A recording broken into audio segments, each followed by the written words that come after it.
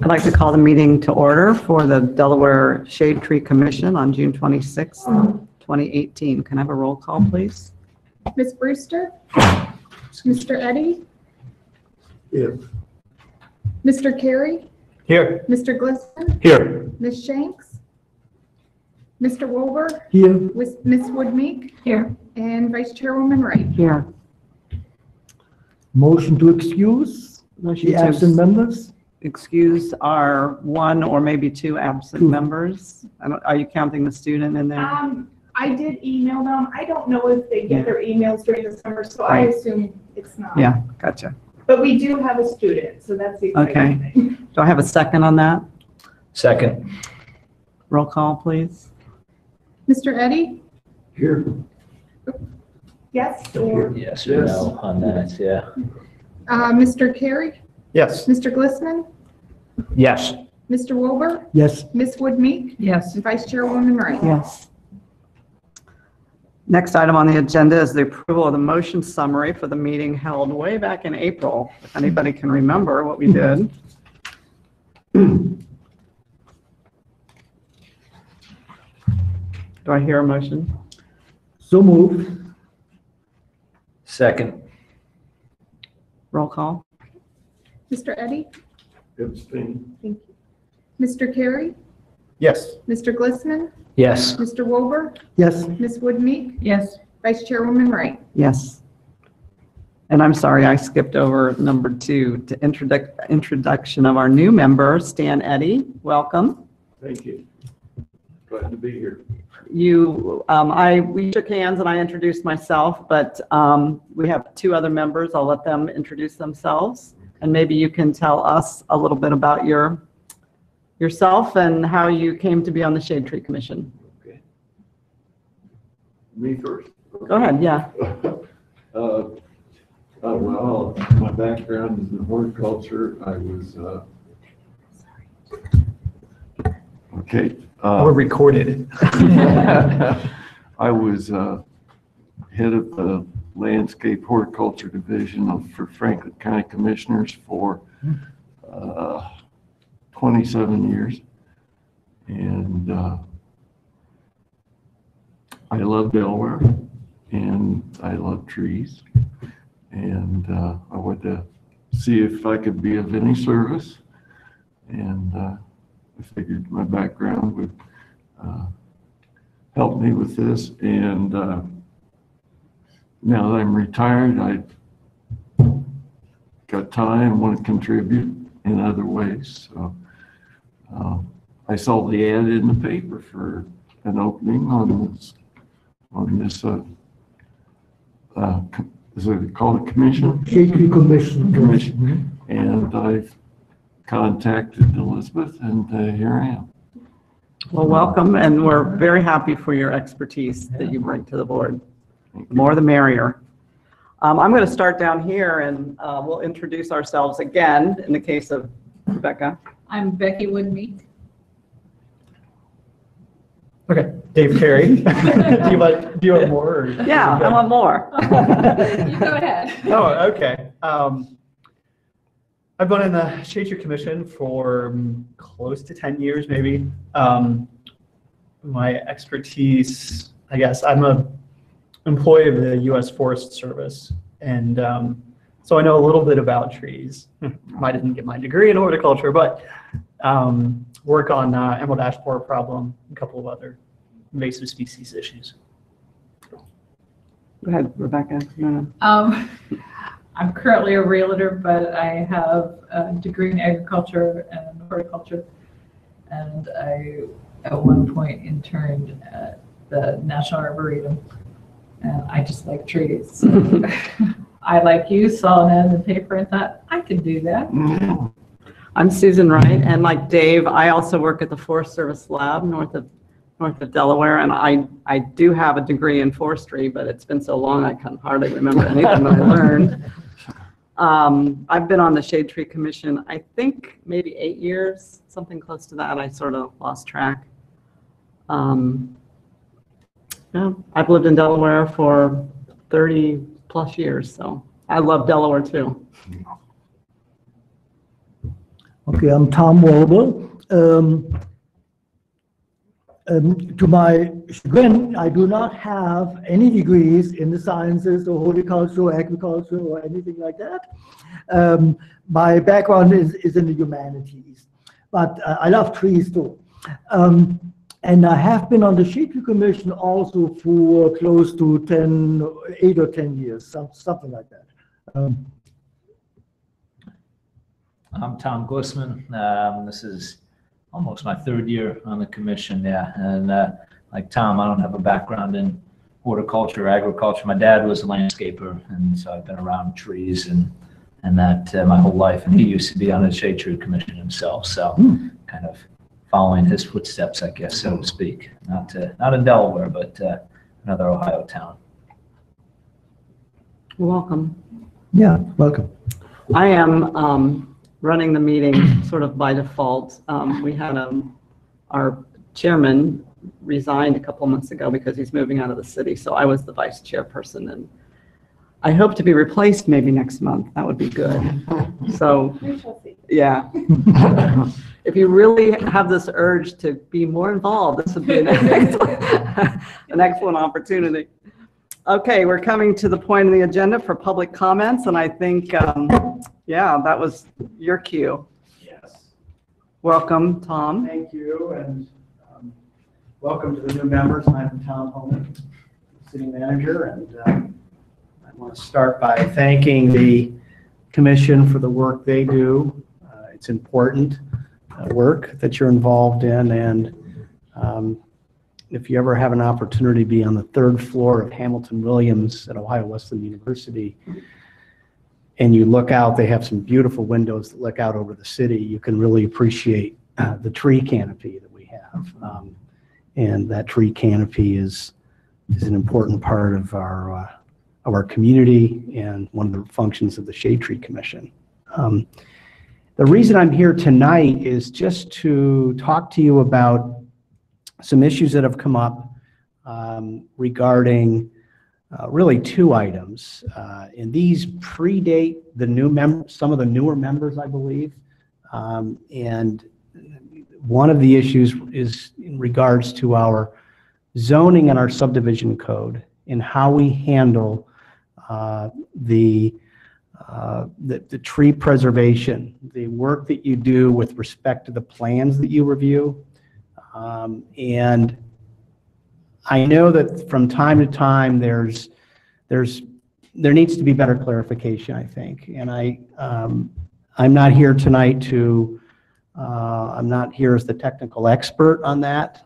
That's really more in Dave Eflin's area. He's our planning and community development director, and Ted Miller.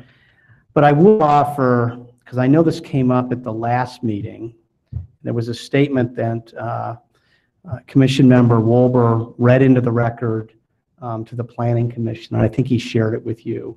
And I think there was some discussion of, can we talk about tree preservation, tree conservation at the June 26th meeting? And perhaps it might make sense to have Dave Eflin there. So I kind of preempted that and wanted an opportunity to first appear before you and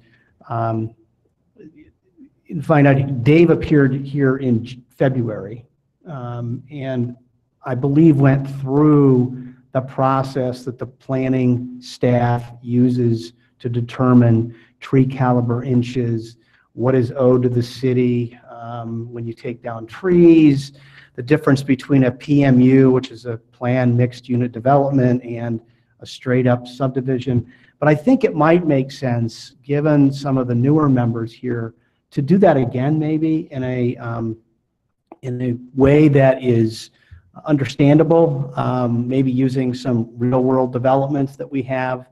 How does a PMU, which is the hotel project, the Inn at Wesleyan, differ from a straight up subdivision when it comes to calculating what is owed the city for trees that are taken down and trees that are preserved and that type of thing. And I know there were some changes made, and I think, Ted, you're aware of these with respect to how we how we account for the tree dollars that come into the city and how those are spent. And I know that that was something else that was discussed in February. So I wanted to put that out there because I saw I read the statement and actually watched the meeting that Tom Wolber was at and appreciated his concern.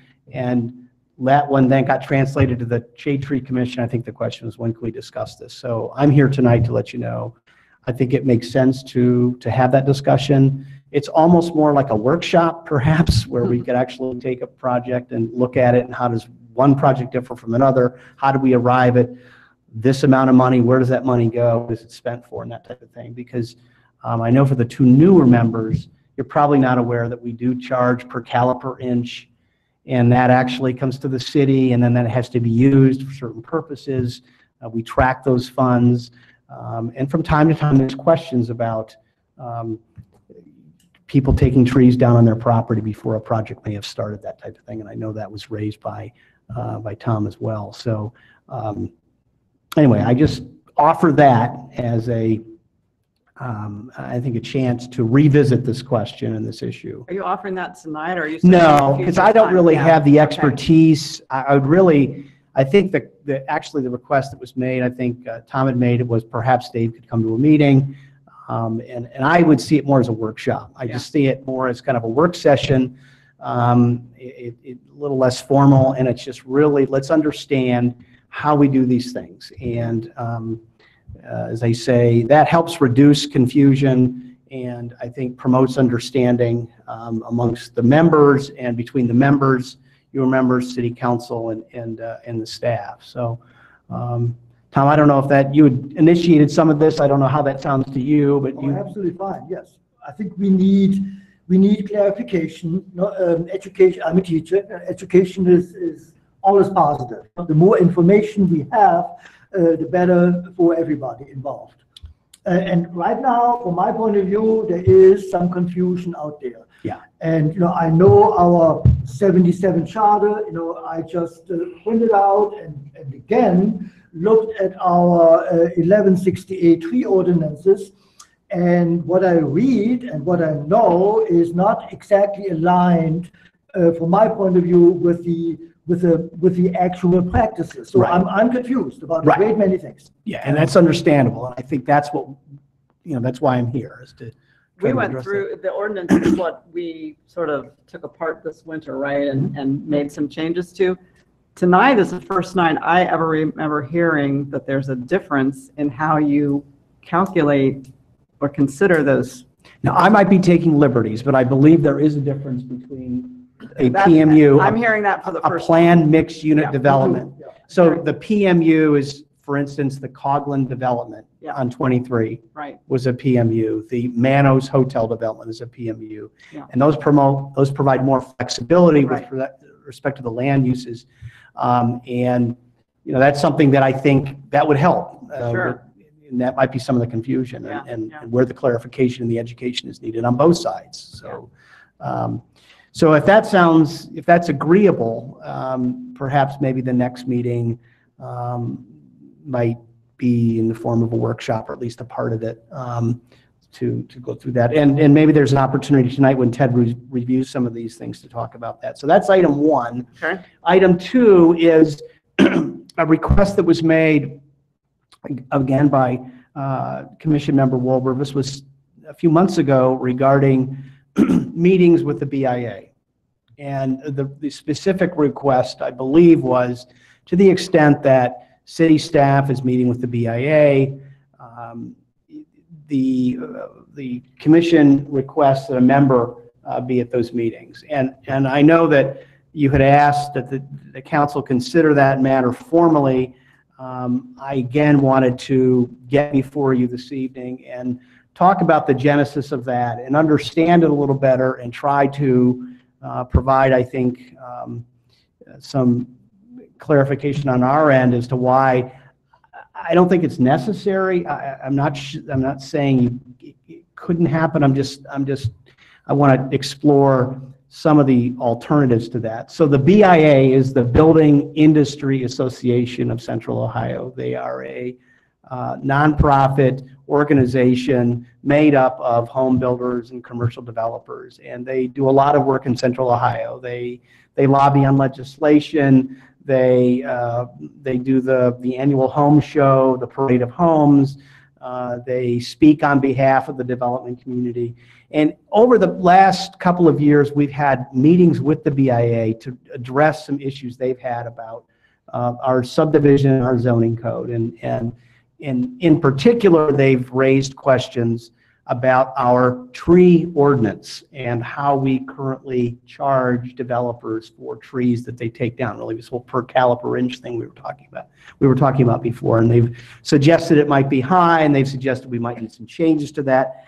Out of some of those discussions, I believe came some minor changes to the ordinances, and Ted, you can jump in here. One of them was, when we take a look at trees that are coming down, are we going to use the trees within an easement area? I think that's one thing that. Yeah, and one of the biggest things was we actually put in a monetary figure for the caliper inches, which was never in place.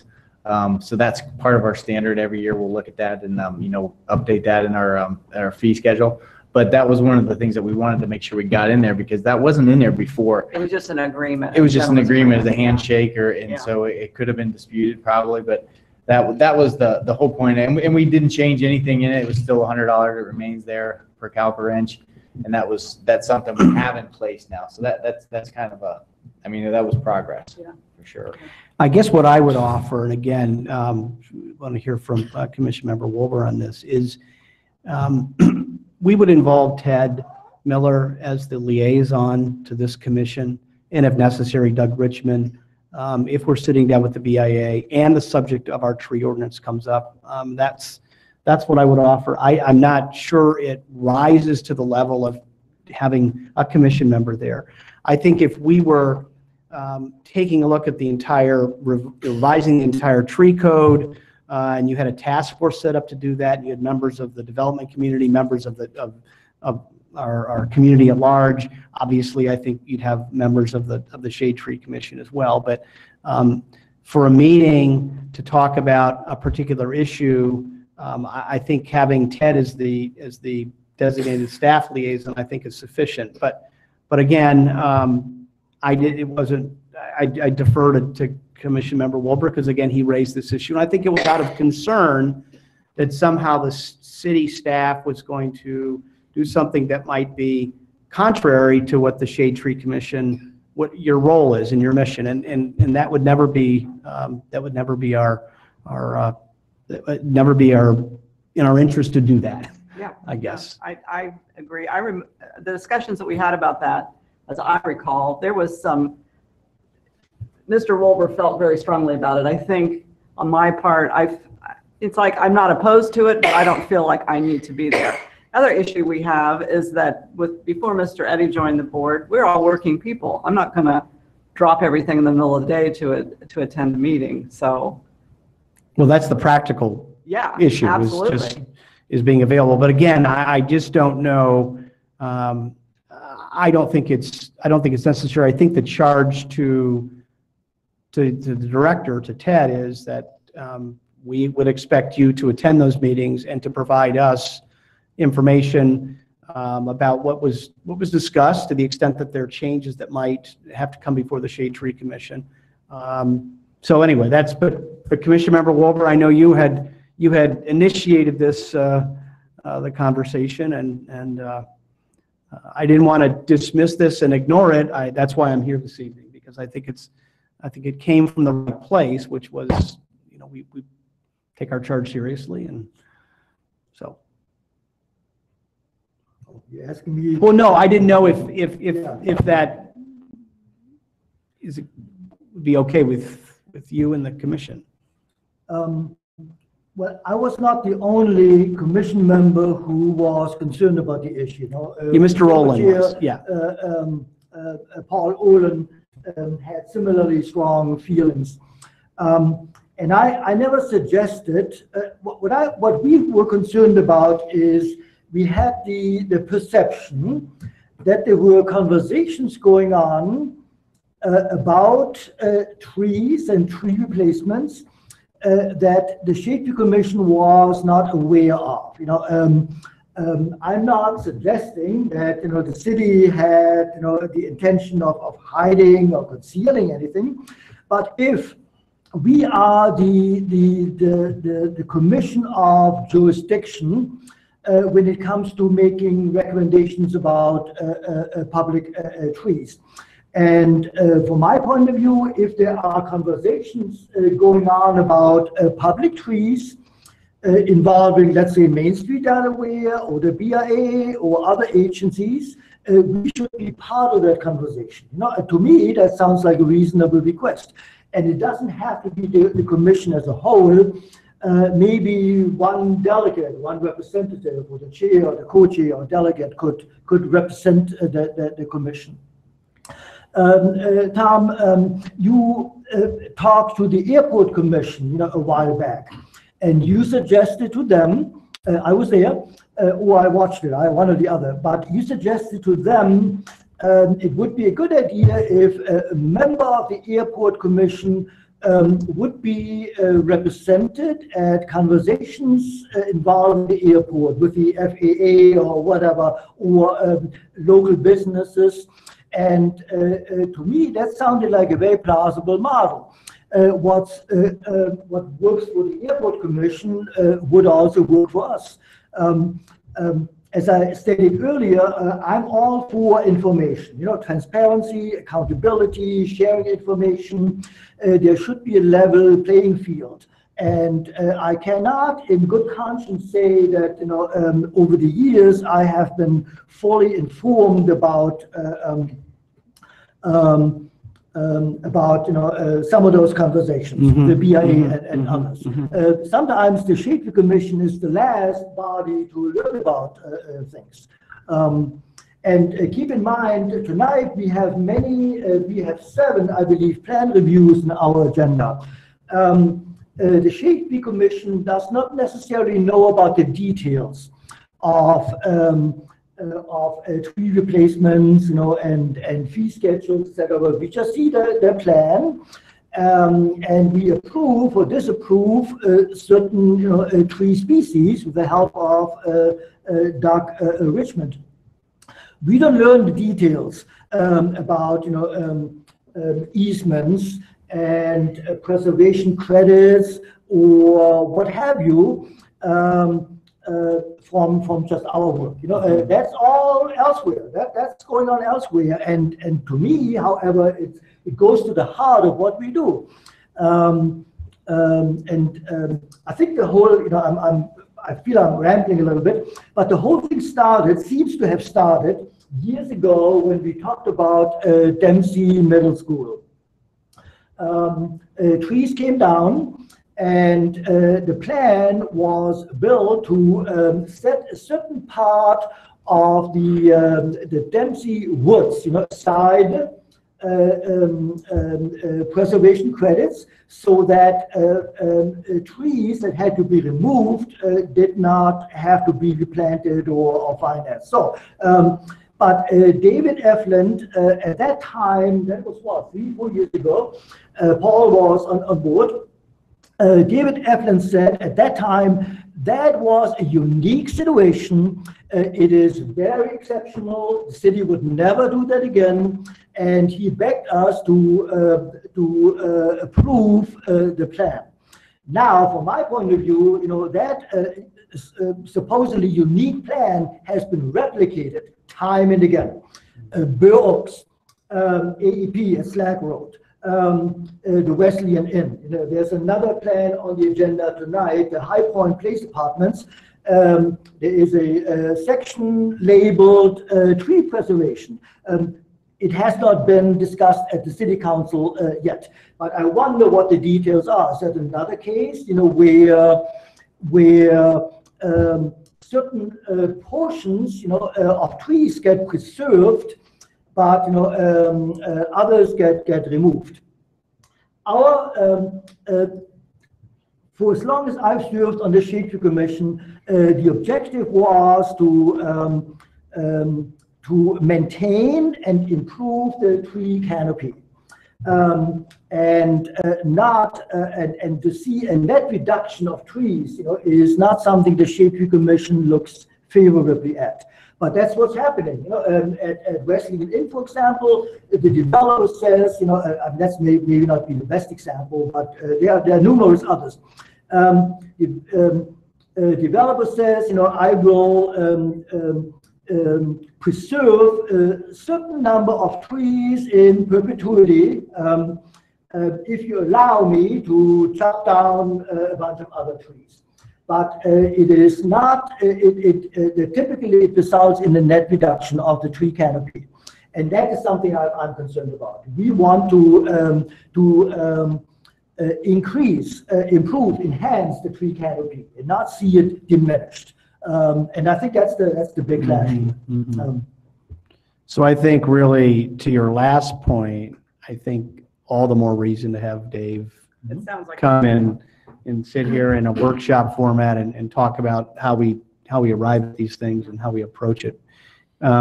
With respect to the first point, Tom, you had mentioned the Airport Commission, and to provide a little context to that comment, we are undertaking a strategic business plan for the airport. And as part of that process, we went through a request for proposals. We have a consulting firm who we've retained to do that work for us. And when I was before the Airport Commission, I suggested that as we move forward in that strategic planning process, that would be helpful to have a member of the commission be part of that process. That's a lot different than if we decide to meet with the FAA, or if we decide to talk about a lease renewal for a hangar or something like that, that we have the commission present.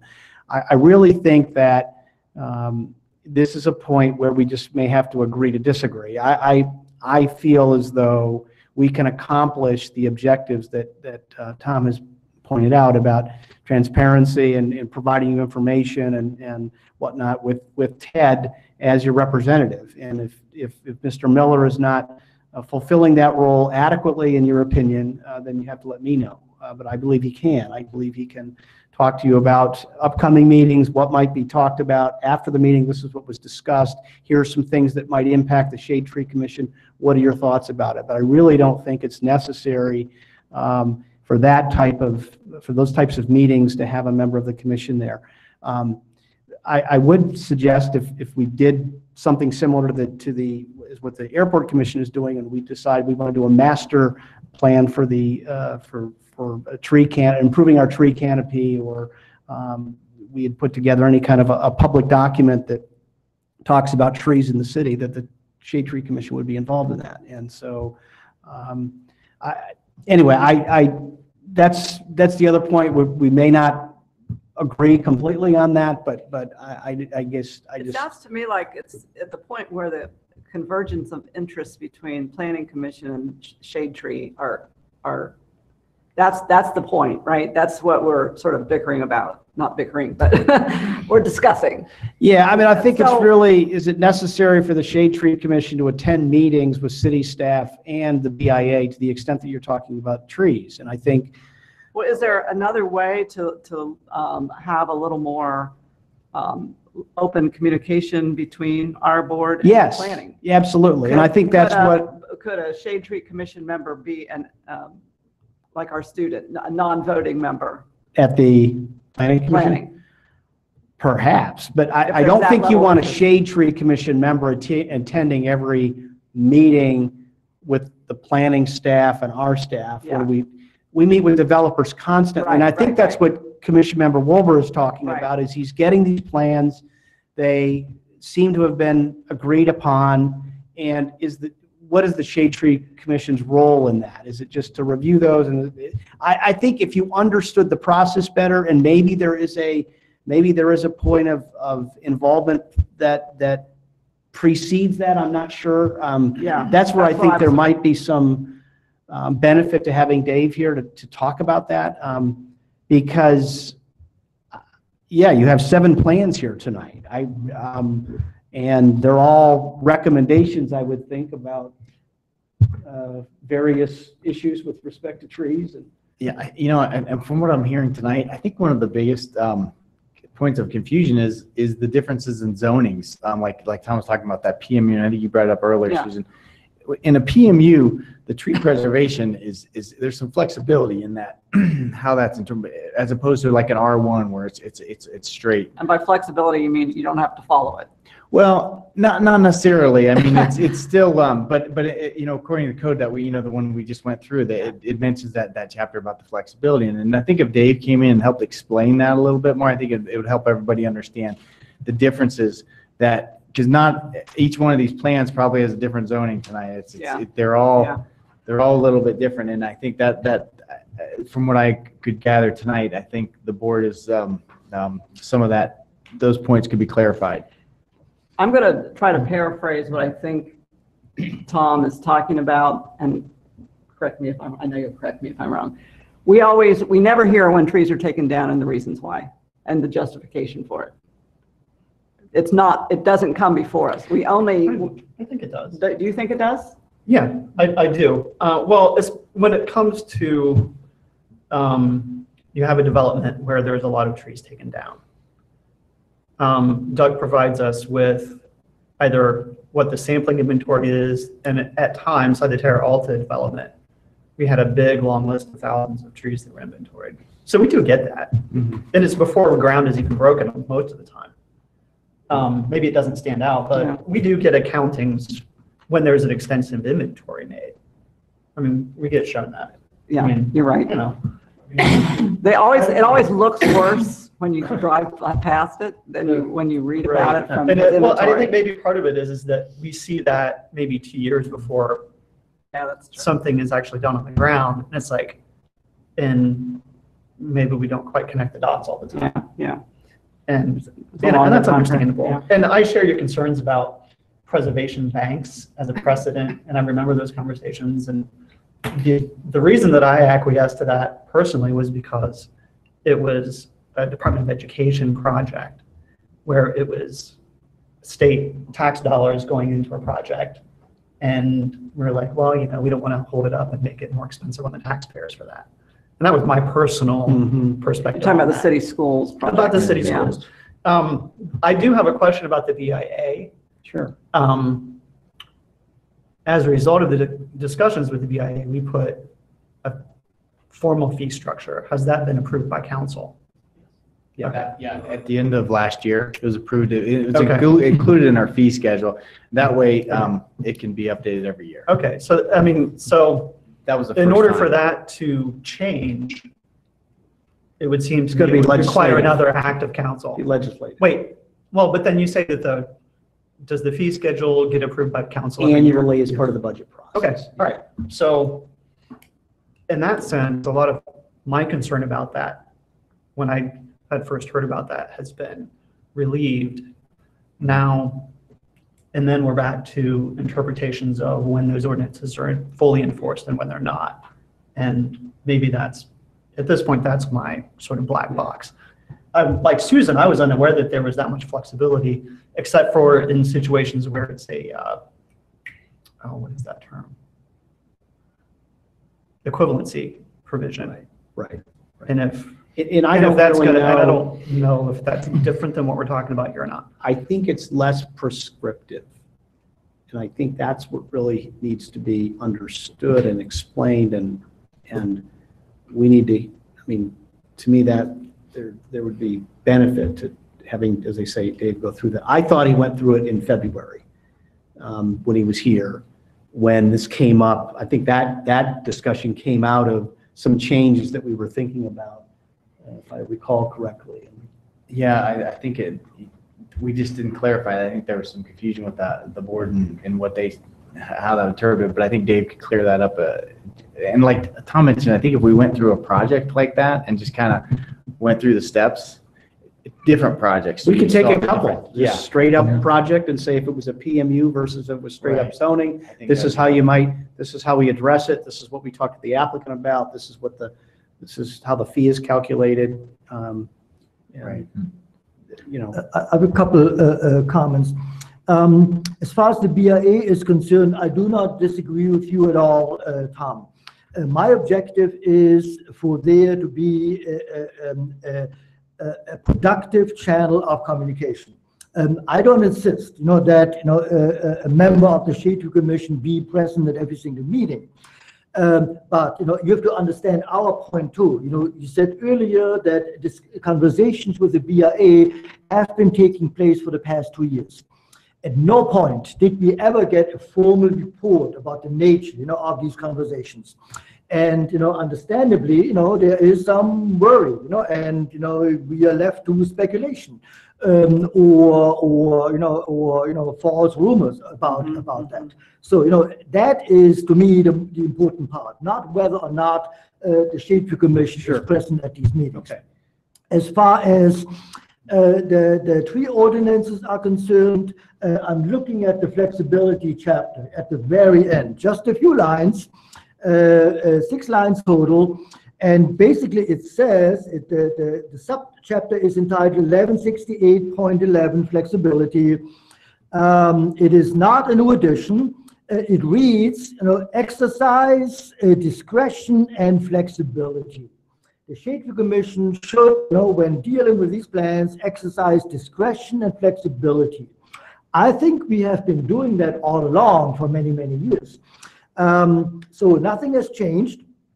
What seems to have changed, however, that PMU business and easement business is new to me too. What maybe has changed is the city is looking at the flexibility chapter and giving it a new interpretation. We have interpreted that differently. From our point of view, every tree that is removed must be replaced or must be compensated for. That's what the tree ordinance says. Every single tree, no exception. Not even for agricultural zones. But maybe the city has taken the liberty of interpreting that subchapter differently.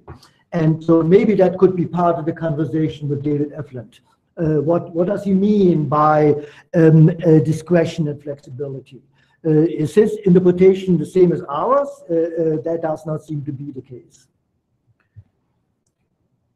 Well, I think that pretty much tees up the agenda for the meeting with Dave Eflin. I think that would be helpful.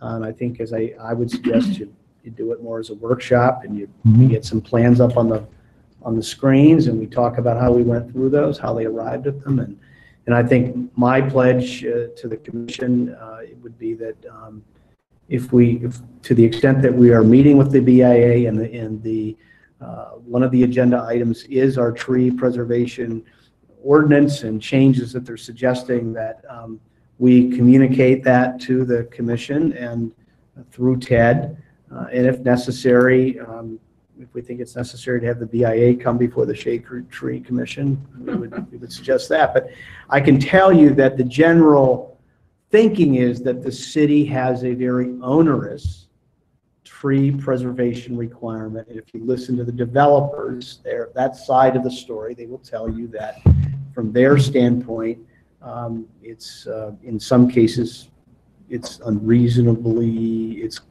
costly. Now that is a value judgment on their part. Yeah. And that's where there's some of that dialogue that has to occur. So, but Tom, we've met with them.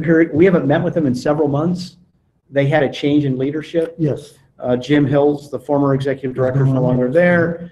They have a new executive director who we've met once just as an introductory meeting. And quite frankly, or Melchi? How does Melchi, he pronounce I think, Melchi? Yeah. Yeah, Very I've not good. met him. Yeah. Nice man. He's been in Central Ohio for a number of years and is now at the helm. And I think at some point he's going to get down to his to-do list, and there's going to be, let's contact Delaware and find out where we are with X, Y, and Z.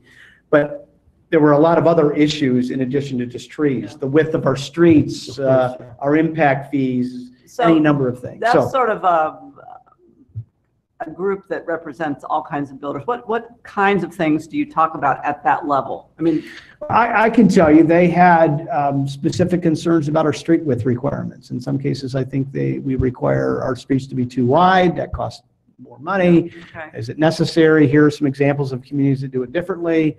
It might be open space requirements. It might be, we think your inspection fees are too high. We think that the way you calculate your inspection fees is too expensive. Yeah, And they're just looking out for their financial interest. absolutely. Yeah. I mean, they represent the builders in Central Ohio, and one of their part of their mission is to ensure that there's a level playing field and that they're treated fairly in communities. And from time to time, they reach out and say, you know, we think X, Y, and Z needs to be looked at. And that's really kind of that was one of the outcomes of these meetings with them, is they talked about the tree preservation issue, and in particular the way we calculated it, Ted, with respect, wasn't it we were calculating trees within easement areas or something? That's what I seem to recall. But anyway, so that's why I'm here tonight, to kind of continue the conversation, try to provide a little bit of clarification, and make an offer to discuss this, as I say, with the subject matter expert and Ted, and hopefully reduce I think from time to time we think we're at odds, and we shouldn't be. I mean, the Shade Tree Commission is an important part of the community, and the work that you do is important to our success as a Tree City USA for the what year running? 37. We're going into our so that's pretty impressive. So that's why I'm here. Okay. I think part of that workshop, we can look at some of the different zoning districts too. I'm not an expert. I was trying to look through the zoning code there, and Dave can definitely. But like when you're looking at agricultural district, Thomas, if someone has a tree farm, a Christmas tree farm, let's just say, and they're a tree for tree, that's not a business that they could support if they had to replace that Christmas tree when it went out or something like that. Typically, they replace them because they need, But they can't trees replace down it the inch road. for inch at that point. David So- Eflin is fond of saying that in agricultural districts, anybody can chop down trees, which is perfectly true. But according to our tree ordinances, every chopped down tree needs to be replaced. No exception. No exceptions are mentioned anywhere in our tree ordinances. And I think that would apply to agricultural zones. Of course, you're free to chop down your tree, but trees need to be replaced unless they are in a residential backyard or something. There are some exceptions listed, for private residences. You want to say anything about the tree fund and its status and? It's I don't know what its current status is, Ted. It's very healthy. And we're actually, the way we changed it, so I think we provided more flexibility with how those funds can be spent on. Exactly, and particularly on street trees. And we caught up last fall, didn't we? Catch up with all the, especially with the ash borer, caught up with that. And Doug just updated. I think it's above 200,000 still. We just gave you that number recently, but it's very healthy. But we've had some good years, but there'll be some bad years in the future too. Right. So we want to make sure We remember we're when we had that responsible tree with fund, that. we're Right. practically But our number one goal was to catch up with our backlog of trees, and we were able to do that last year. So we want to keep moving that forward. And now one of our biggest struggles is keeping up with the trees we have out there now to make sure they're trimmed and pruned properly. I think the maintenance is one of the biggest challenges Sure. for us as a community, is maintaining what we have, whether it's roads or whether it's trees or anything. Well, you remember a few years ago when there was a lot of discussion between our group and the downtown merchants and wanting to do something with the trees and replacement. We could say we don't have the money, no reason to cut down healthy trees when you don't have the money. So is this a time that we should be opening the door to conversations with them about a gradual replacement? Yeah, I think so. I mean, I think they now have a new leader, Susie Bibler. I don't know if how involved she was in those discussions, but I like the tree canopy downtown. I think it adds a lot. I think you line 10 people up, you'll get 10 different viewpoints on it. I did, and I'm trying to refresh my memory, Ted, whether there were some actual proposals that came before the. No, I think one of the things we do want to do is get a plan so that when we do replace trees down there, we can we talked about, like say Winter Street has a certain species of trees and Sandusky has a certain species of trees, but get a plan through this commission that, this is what we want to do in the future. And as trees need replaced, we want to start following this plan. Yeah, it's a good idea.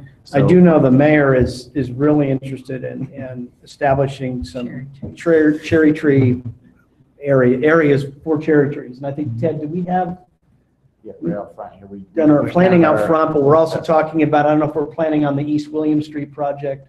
Yes, and as part of that project, we have some trees. And that reminds me, I think that was the other point that Tom Wilbur had made at one point, was when we do public projects, how do we handle public projects? The city street replacement of roadway, that East William Street project. There was some confusion over that. There's an extensive number of trees that are coming out, that have already come out. And a lot of trees going in, but I think the more we involve the Shade Tree Commission and kind of some of those, how we arrived at the decision and maybe getting input before the decision, but I know that came up in the past as well.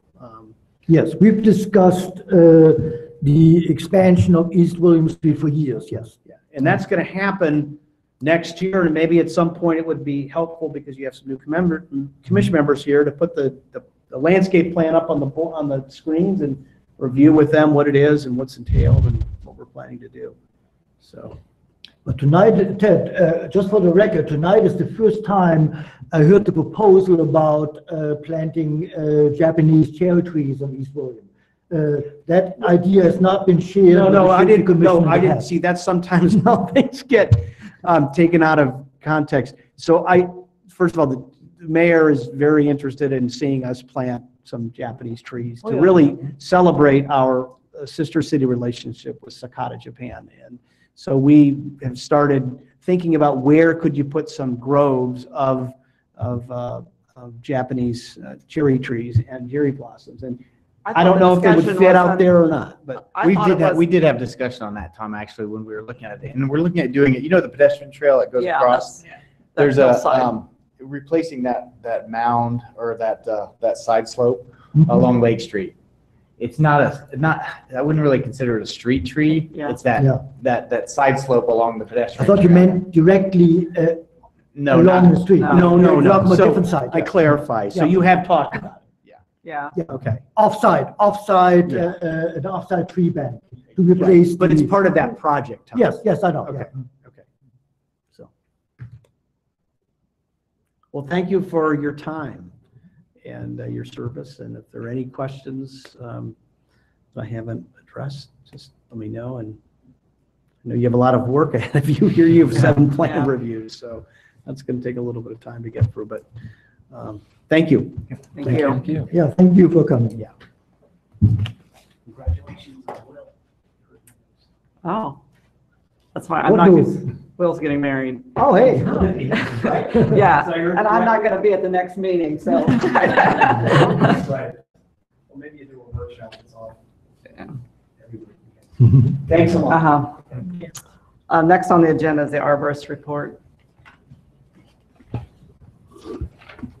Okay, we have 2 months to cover for April and for May. We'll do April first. We took down we had 2 large caliper trees that were removed by the contractor. They were hazardous. And we had 3 small caliper trees that we removed. 37 trees were pruned for street sidewalk signage clearances. Again, that'll be a continuing ongoing 5-year maintenance program for all of our streets. We did have the Arbor Day observance. It was held up there in Spray, and we kind of talked about kind of informally, but I think that we need to find a different venue and a different way to do our Arbor Day celebrations. I will say that it lacks in comparison to other communities' Arbor Day celebrations. So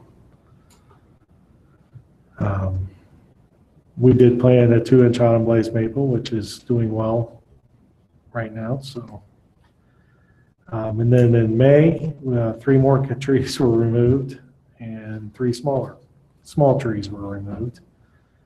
We did pick up our maintenance program a little bit. 81 trees were pruned for clearances. We did resume our partnership with the Columbus Zoo to provide browse to the animals. They come in and they fill up their pickup truck and trailer with our clippings, and then we'll chip up the rest of what they don't take. But it seems to be going. We've done, tomorrow will be their 4th appearance in the city. We'll be on Cambridge taking down some ash branches and such. So the pachyderms and the tax and the giraffes will enjoy those. And the gorillas, I understand, also like the ash. So that's all. Any questions for Doug? I have probably 2 or 3 questions and/or comments. As far as the zoo is concerned, I mean, yeah, it's a program that has been in place, for several years, and other communities do it too. I vaguely remember from last year discussing that. Is it conceivable for the zoo to come and with certain, demands? We need this week, we need, maples, or is that out of the question? My contact with the zoo, she tells me what they're looking for, and I try to, right now my big concern in pruning is I have linden trees are just, they're out of control. So, and they do take a lot of the linden, and I think it's a partnership that we work back and forth that, she's taken lindens for the last 3 weeks that I've given her, and they took a little bit of ash last time they were here. So I'm willing to work. I have a street of ash trees that need to be pruned. So I'm willing to prune the ash trees for her so that she can take them and then move on to other areas that need pruned that they don't need. So they don't demand anything from us. They ask us for certain species, and if I have it available, we've pruned birch trees, very sought after tree branch for the zoo, because I had a street of birch trees that needed to be pruned. And it just so happened I called her and said, hey, we're going to prune these on Wednesday. Come pick them up. And that's kind of, it's just kind of way we work it out as a partnership. Yes, as long as the program does not compromise, the integrity of our tree canopy, I'm satisfied. No, they actually will they have citizens that will call them to say, hey, I have trees in my backyard that need to be done. So they do not prune any of our trees. We do all the pruning, and they just pick up the clippings from them. So.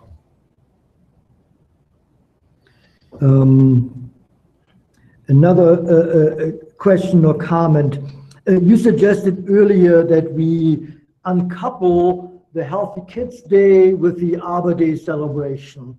Probably then on a different day, but a Shade Tree Commission could probably only do one or the other, and maybe not both. So it might have implications on our presence at the Healthy Kids Day. I don't know. We need to discuss that eventually. We used to have Arbor Day, tree planting on Arbor Day, and it used to be at a school, and it was tied in with that poster contest. That was the school that won, the school of the student who won the poster contest got the tree. And it was continuously Smith School for many years, and it got to the point where they didn't have any place to plant more trees. So without resurrecting the poster contest, we could, now that all the construction projects are done at the schools, we could go back to them and ask. I believe the last one that I recall was Schultz, and we didn't plant at Schultz that year because they were starting their construction. So we could start there, do it on a Friday, and involve the kids, if that's what you had in mind. I think that would be best, Yeah. is to go back to the schools and have a class involved in it. And, it only takes one class, one teacher to come out, 4th graders or 3rd graders or whatever, to participate in it. It just, I know the year we planted I think the year you're speaking of was, we planted at Hayes. Correct. And we had the winner of the poster, and then there was some Brownie troop that had come Yeah. to help also. So that was probably our last well-attended Arbor Day event. Well, the other thing we talked about, you and I, related to schools was also that you were getting some volunteer groups from school districts outside of Delaware to do volunteer projects in the parks. Am I thinking? Did you and I have that conversation? Or was it? We do get other, like Olentangy, they Yeah. come in quite a bit, but like they'll do work at the cemetery, volunteer hours out Right. there, or at spray and play, just cleaning up. Big Walnut It would goes be in nice too. to somehow incorporate that idea with Delaware City Schools and Yeah. have their kids working in their parks kind of thing. Right, Maybe a conversation with someone. Right. When after school starts on both those topics. I had, like, Big Walnut, that's their service day. and Yeah. They said kids all over the county. Right. recently. Maybe they could, maybe if we had to postpone our Arbor Day till that, not necessarily for Big Walnut, but if Delaware, Yeah. they do the same thing. Postpone our Arbor Day to that event. Yeah, okay, To that's a good coincide. idea. Yeah. As long as it doesn't jeopardize our Tree City category or status. Any other questions for Doug? Another quick question. On the south side of Schultz Elementary School, along Delaware Road, that's a new development, I discovered a new little pocket park. It's more like a playground. And somebody, either the city or maybe the developer, planted 13, I counted 13, conifers and 7 maples. Is that the city or is that a developer, who planted those trees? And who would maintain that little park? That would be the developer and the HOA would take care of that. Okay, all We right. have a few of those in the city. Mhm. Ones that come to mind are out at, Warner Woods has one now, or Heatherton, they have a little pocket park there. There's one up on Pinecrest Mhm. Drive, there's a little pocket park. There's a few down south also. Yeah. That are maintained by the HOAs. Okay, so city has nothing to do with them. Unless they ask. In case a tree dies, it's not the city's responsibility. Yeah. And lastly, I wanted to report one dead tree, in my neighborhood, on the corner of Leawood and Trestle Tree Court. It's a dead end, court. There's a tree that is dead as a doornail. And so that probably needs to be removed at one point. It's been suffering, shoots have been coming out for years, so it's been in decline for a number of years. But now it's totally brown and gray and dead. Anything else from anybody? Okay, staff comments. The next item on the agenda. I would like to defer the discussion on community outreach just Yeah, until our okay. next meeting. Yeah. Just in the interest of time, if that's okay. And then the discussion of meeting schedule. One of the things we discussed with our Parks Board was we're looking at changing our meeting schedules to every other month with like Shade Tree. So Parks Board would start out the January, and then Shade Tree Commission would be on the February, so that it alternates months. Just because we end up canceling a few meetings and just to kind of lighten the load a little bit on meeting schedules. So we'd still get 6 meetings in a year. It wouldn't hold up any plans or anything as they go through the review process, because they would just get like this month's a little bit unusual with the amount of plans we have, but we would just bring them in at the next meeting. So that was our plan. The Parks Board is they would meet next month, and then the Shade Tree Commission would then meet in August again. And in August, then October. Okay, but since we don't have a December meeting, then we would go from November to February. Well, maybe we could have a December meeting, just not on that 3rd or 4th week, because that People travel a lot. Yeah, how do we have that? In the earlier part of the month, yeah. Well, Yeah, and that's the other thing is if we If- desperately had to have a meeting, we could still keep it. We'd keep the same third Thursday. this would be fourth, third. Or Fourth the fourth, Tuesday. fourth Tuesday. So like Parks Thursday. Board meets the third Tuesday of the month and Shade Tree is the fourth. And originally our thought was to switch one of the meetings to be Sure, either Parks or, yeah, but what Ted and I have discussed with Mayor Riggle is leaving them at the same time as normal. That way, if we need to have another meeting, we already have that date scheduled. Does that make sense? So for instance, if you weren't normally to meet in, I don't have the calendar on us, but September, and we needed one, we have that date already open because we wouldn't have another meeting scheduled for that day. At that same aspect, if we need to have a meeting in December, there is the Parks Board option and just move it up a week, which would be before Christmas. Same Okay. Tuesday, So but we have it gives us a little bit of flexibility. Makes sense. so I also got an email that was talking about meeting times. Yes. Is that, that's different? That is a little bit different. That's another thing Mayor Riggle and council have been discussing. We have been moving some of our other meetings up to start at 6 p.m. We wanted to get your input and see if we can do that, what would be the more favorable time. I haven't closed the survey out, so I'm still getting survey results. Currently, there's more of a preference for 6, but I'm not sure what Mayor Riggle will do based on some of the comments that we've received. So, Was that sent to everyone, or did I just get a random? No, all good, young Mr. I'm sorry, that actually went to every board and commission member to do. not just this I- commission either, right? Correct. All the Yeah. commissions. All boards, Every- yes. Anybody who's a volunteer. Unfortunately, I can't tell who has responded and who hasn't. I just have like a number. It just Yeah, tells me yeah. how many people have Yeah. responded, but not who has and who hasn't. I responded, Yes. and I would encourage other people to do the same thing. Yeah. Yes. And it helped that actually Vice Chairman Wright and Mr. Wilbur put their names on the comments. So Yeah. we knew who was saying why. Other ones I can kind of guess because of what they're saying, and others, I don't know. Yeah, yeah. So, but, and I'm not even sure if that's going to happen. It's just something we have also been discussing to help alleviate some of the extra time in between for staff and for some of the other commission members that are struggling with how late the meetings go.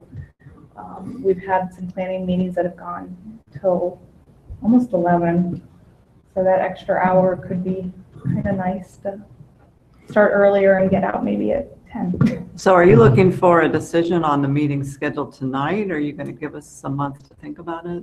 Or what do you, On the time? not on the time, on the schedule? every Well, other on the month? schedule, we were planning on moving in that direction because, but again, if we have, I wouldn't let 7 plans back up.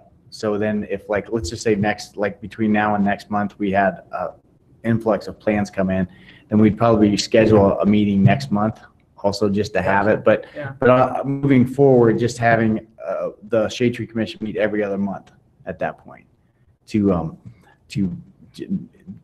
address all the agenda items at that point. But my only personal concern is, I'm in principle not opposed to it. But earlier tonight, we talked about the need for communication and openness, flow of communication. Having less meetings less frequently, might compromise, that tenet, that goal somewhat. Of course, there's email and there are phones, etc. But that's what I would be worried about. Would the communication flow keep going? How would we compensate for the less frequent meetings? Would there be updates? Would the city arborist send us, his monthly reports, through email, for example, or how do we handle it? Yeah, the monthly updates can go out as regular. You know, and the other thing, there's opportunities there for like on the off months to perform like some of the, like maybe a pruning class out in some of the neighborhoods to go around and show people how, if they wanted to prune their own trees, you know, how they could do something like that. And so in those off months, maybe that could be a productive, you know, meeting, not necessarily a meeting, but something to engage the community with. So, I mean, that's something. That was sort of the item A part, was what we were, item A that we were going to defer. I'm sorry. I thought you were talking, it was No, a it was about download. It Yeah. sort of went hand in hand with Okay. the two. It was just Okay. an idea Gotcha. that, I'm sorry that I deferred. no, it's a longer meeting than normal for us. Yeah. So I think it is, I mean, Susan, are you kind of reluctant with the alternating months, or do you have a hesitation with that?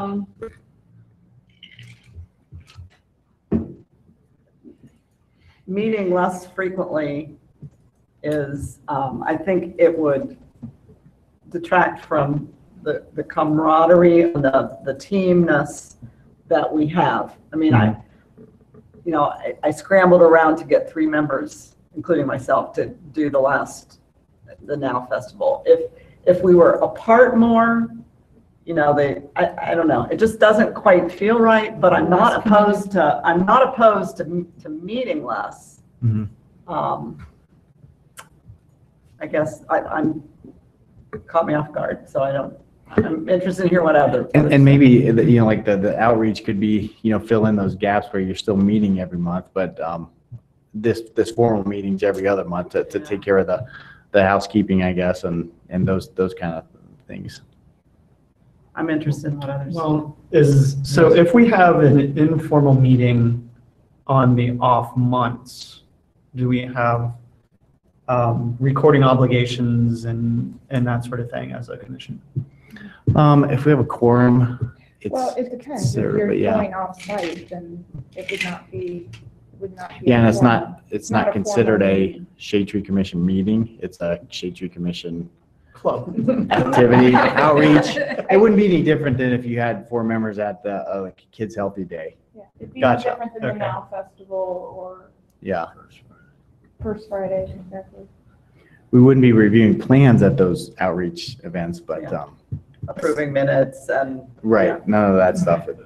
Yeah.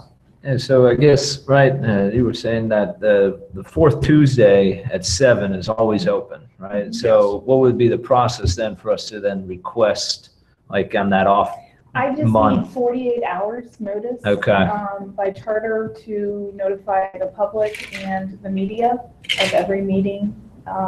Also, same if we're going to cancel a meeting, we try to, Do the you same. know, Yeah. give them as much notice as possible, and unless we don't have a quorum, which is, you know, we can't do anything about.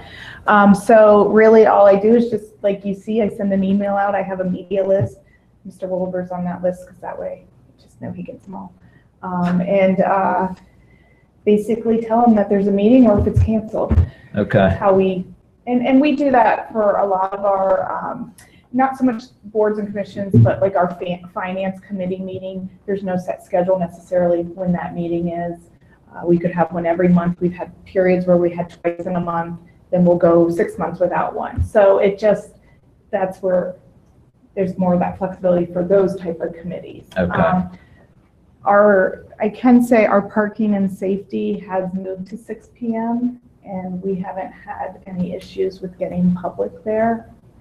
That, you know, understand that would be a change. So it's just something we haven't decided what we're going to do. We just wanted input on the actual time change. Okay. And then I guess the informal suggestion, I don't think that's a bad idea, but how does, like, this eventually the chairman or co-chair or somebody, I mean, how does that get organized or encouraged or? I can put on together a whole list. Well, sure, okay, yeah, but, you know, the idea, right, of the pruning is certainly a good idea or a good suggestion. It's just, you know, I guess I'm wondering where. Well, I know that like, we didn't do it, probably because I forgot, but we talked about going out to the greenhouse for a meeting and Yeah.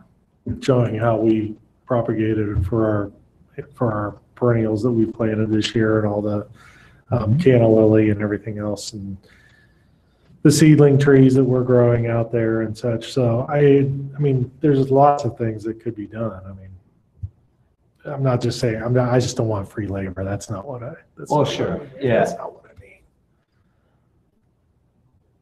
But I guess, I don't know, I'm just wondering where does that come from on an off month? Like, is it? I think they have to plan it the month before, right? Sure, that's, you know, just not that it's happening. And is next it month or is it anything the like that, responsibility but, of the chairperson to plan, or? Well, that's sort what of- I'm Or asking. this Yeah. as a Or- committee, or? Yeah. Do we have to have some? I think it'd be a combination. I mean, I think Doug could help with some of the planning, and I think you almost lay it out, I mean, you could lay it out like 6 months or a year in advance, like, you know, in this off month. Like Doug was saying, I mean, you could go to the greenhouse.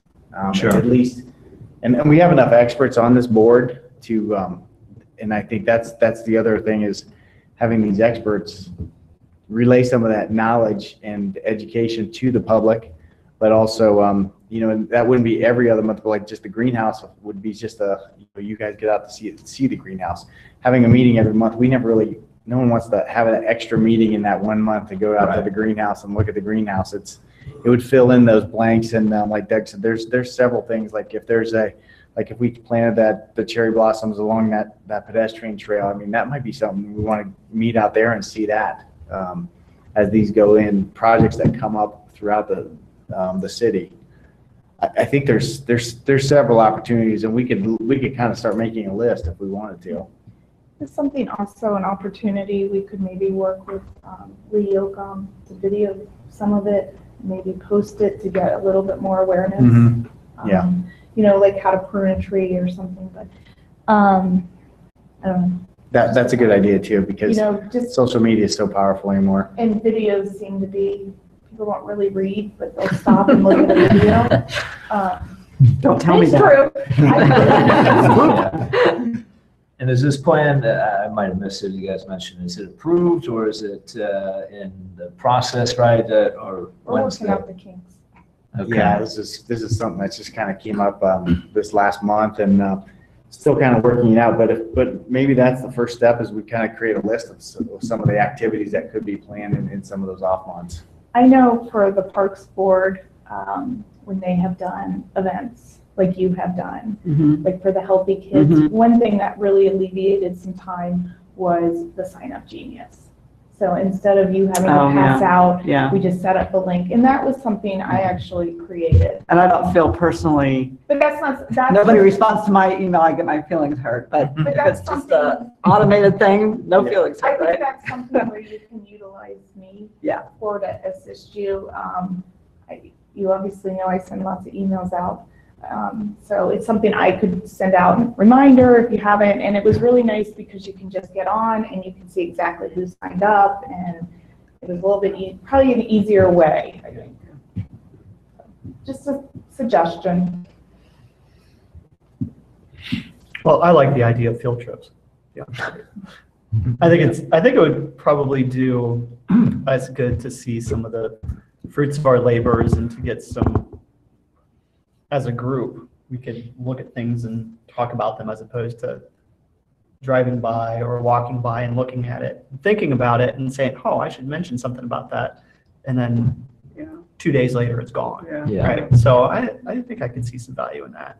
And also additional opportunities for getting the public involved would be good too. So I know this is kind of new, but I like the idea of a lane. That would be easy to set up if next month during the regularly scheduled Shade Tree Commission meeting, we had, and not every member would have to be there, but if we had some members show up and maybe we did some of that video of some pruning and some correct techniques that we could get out, that might be something easy to kind of fill in next month.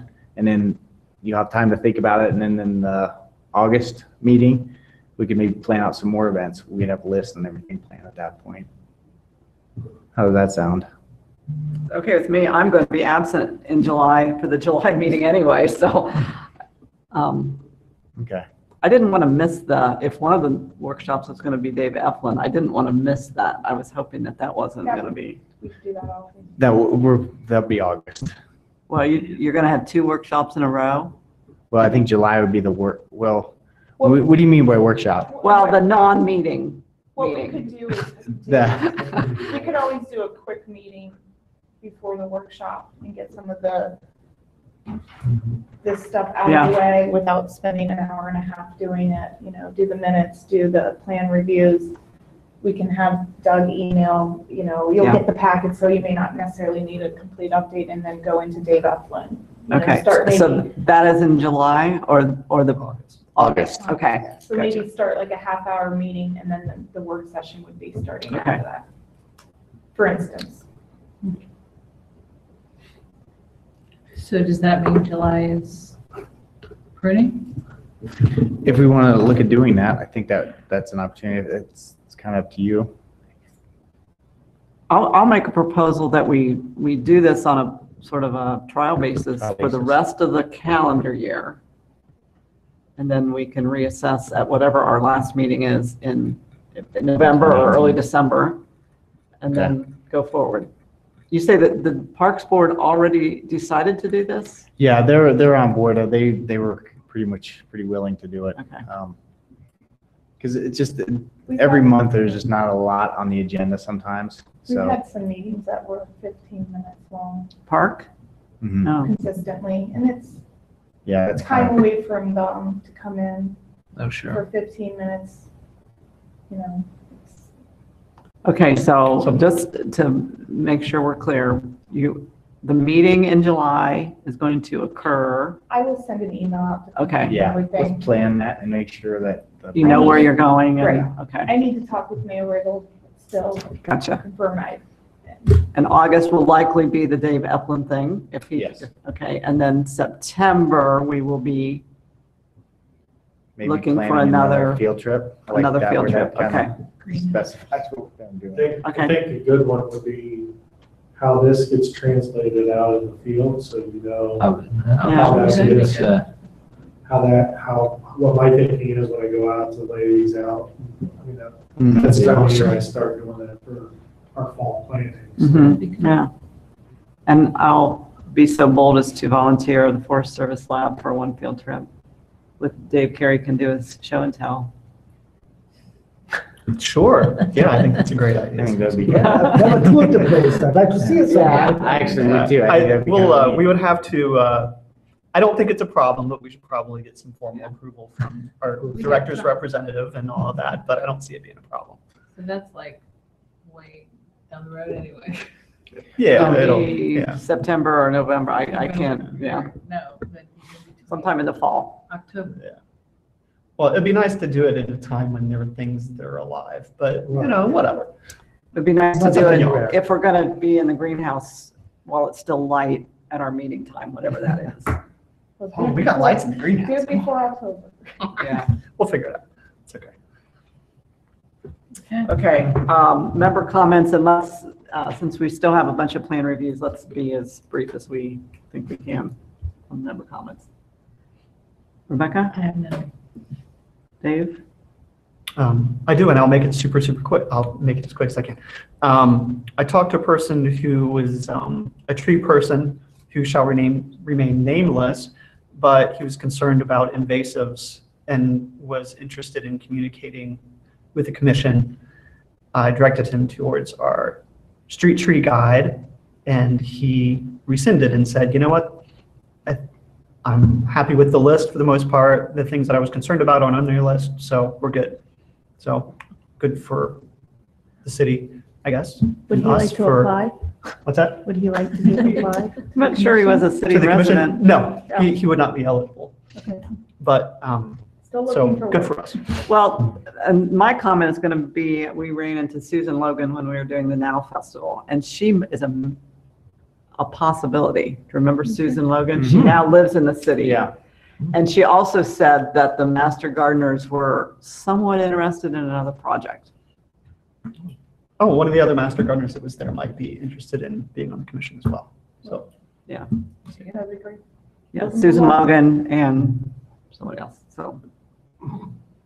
Tom wanted. Nothing to say. Okay. Real quick, Doug wanted to comment and say thanks for the trimming in Carson Farms Boulevard and Granite Street. Not only it made it easier to walk the dogs and ride bikes, but provided entertainment for my son. So that was a few weeks ago. Appreciated. So anyways, yeah. I like the idea of this, these workshops going out. I think that would connect this commission with people who live in the city and see what you guys actually, or we now actually do. And I think that's a really good idea, whether it happens on a certain schedule or not, but to be out there interacting with the community and educating and stuff, I think it's a good thing to do. That's all. Thank you.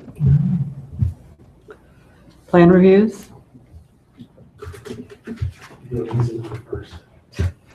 Oh, they're all supposed to be easy.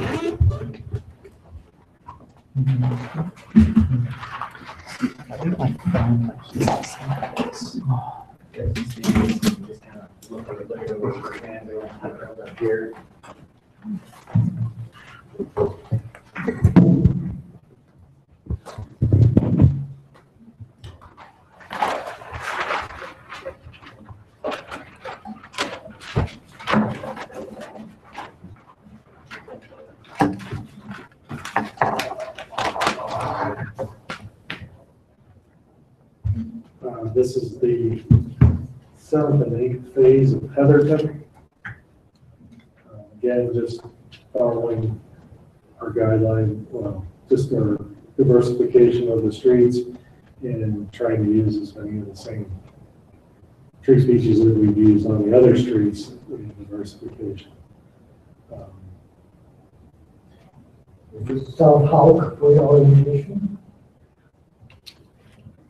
We go down to the airport, that's the area. This right here is going to be the new Delaware Park, Woods area. The YMCA sits over here. So this will be the last phase of Heatherton coming towards. They've already started to clear that space, right? Yes.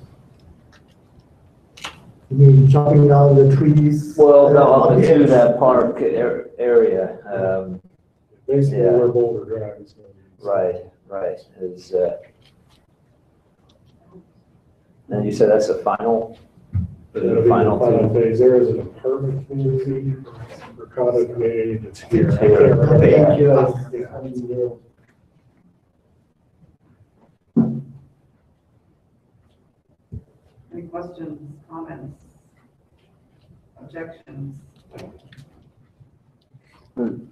Are you trying to diversify different species or try and keep them in the same species in the same area, or what is your goal?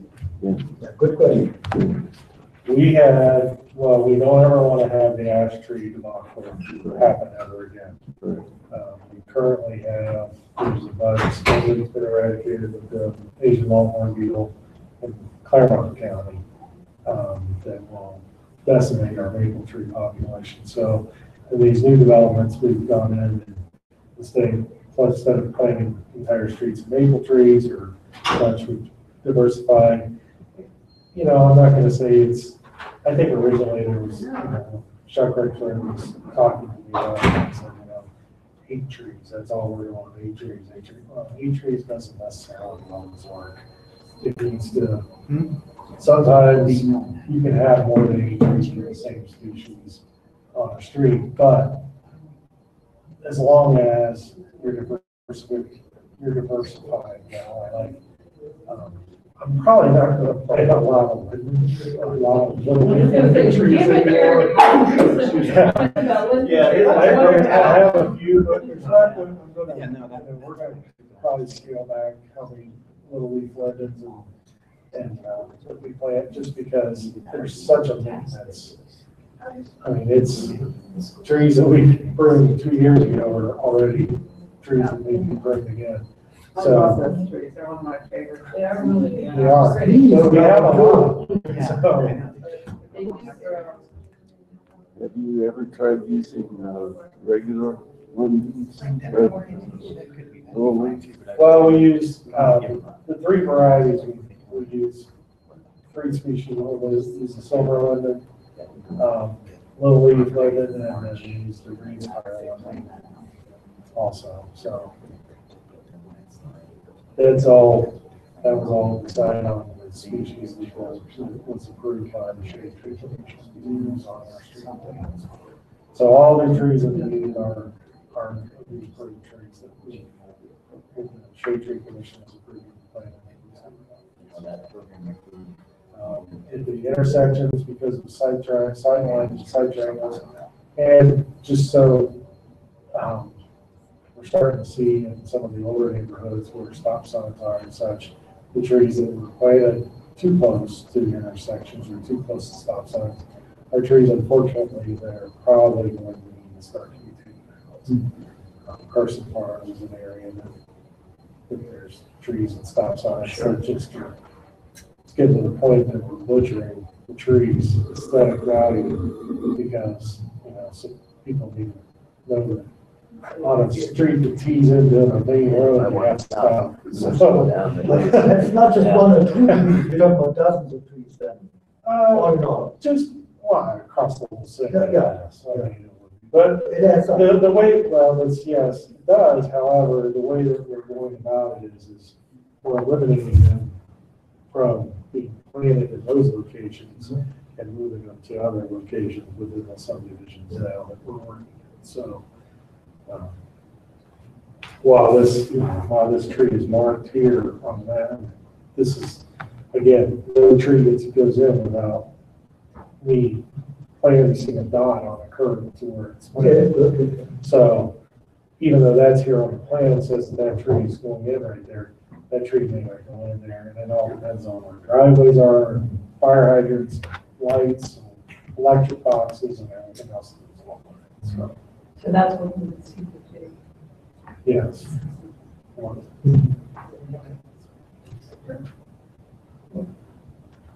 Okay. So which one are you doing now?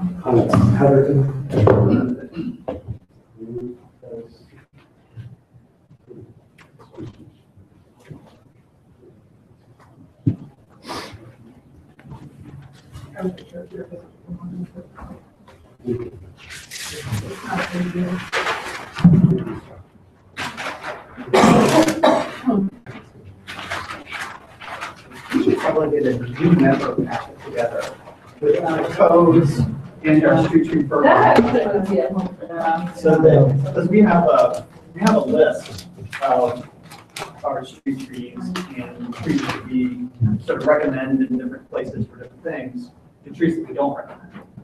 And with your expertise, I think you would be a great person to look at that and provide suggestions. I'd be willing to contribute, but I'm still learning exactly what you guys do. Stockdale Farms, this was a plan that we looked at and approved probably, I think it was 3 years ago. It was actually maybe even longer. It was when I was fairly new here. So it is now starting to be built. They cleared the land. They are putting in roadways now. But there was a change on the roundabout. They have a roundabout that's going to be going in, and it changed this frontage a little bit.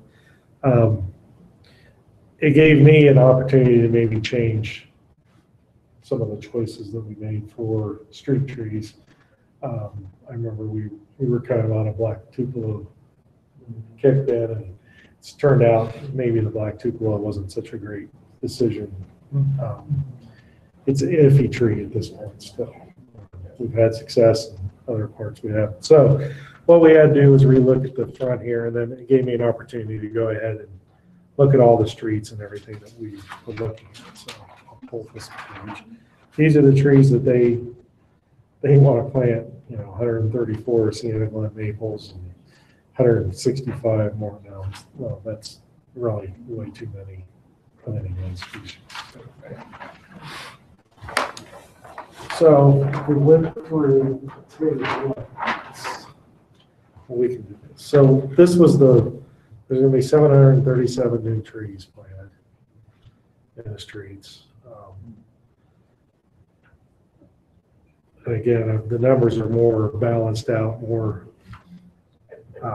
with our normal trees that we would normally plant. Try to keep the diversification going. Is there a reason you don't like the one elm? It's not really. I mean, no reason. The New Horizon just seems to do really well here. And Frontier Elm also. So far. What is the D2, D3, D2, D4? That's Oh, gotcha. to the pages. Okay. So D3, I didn't add up the totals, but, so these are all the ones that would be in the D3. So these were maples originally, and I thought, well, let's just they wanted a little smaller tree. There's like a little ravine, retention basin, water feature goes through them. They wanted to look into that a little different, so go ahead and do some, keep a little smaller tree in that area for them. And then, Because they want people to see that when they drive by. right.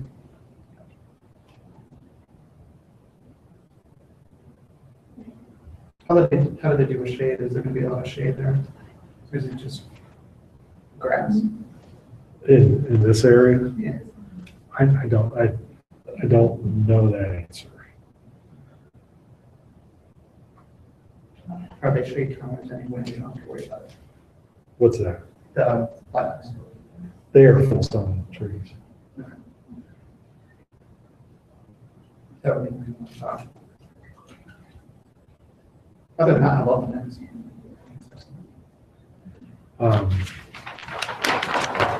You want a purple page sheet? No, we can just do it on the on the front page of that one. Again, this was the match line. This is the main road that goes through. That's on this page. That would be Pollock, Bowman, okay. that would be the road right here. So this is to the west, and Pollock Road will be here, and Bromiller's here. So again, same color, matches the same species.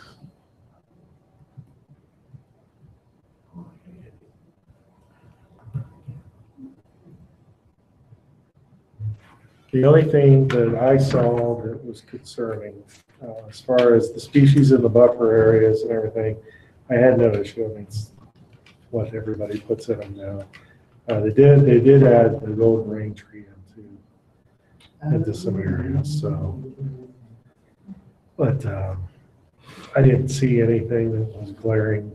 I didn't see anybody trying to use up all the aristocrat pears that are left in Ohio or anything like that. So golden rain tree is new and invasive. That's why we have it on the list, right? Or do you not plant list? The rain tree? Yeah, is that That's the not problem on, with it? it's not on our. It's not on our do not plant list. Okay. And they are planting some of the coffee tree. Okay, yeah, that's fine. So I noticed that they made some of those changes and brought those trees into the mix. And then here was my main concern. It was different with their changes. They have all these crab apples going into the tree lawn area. I understand they want a very formal look coming in, but then they are going to try to put grass, this campus behind them all. And I don't think there's enough room to start with for a grass to be planted in behind it. When we're talking main grass, it's going to get 4 to 6 feet tall, depending on how well it grows. So we're talking ornamental grasses. Mm-hmm. the other issue is this will be, unless somewhere it's stated that I didn't see, which I went through it pretty thoroughly, these will be our trees to maintain.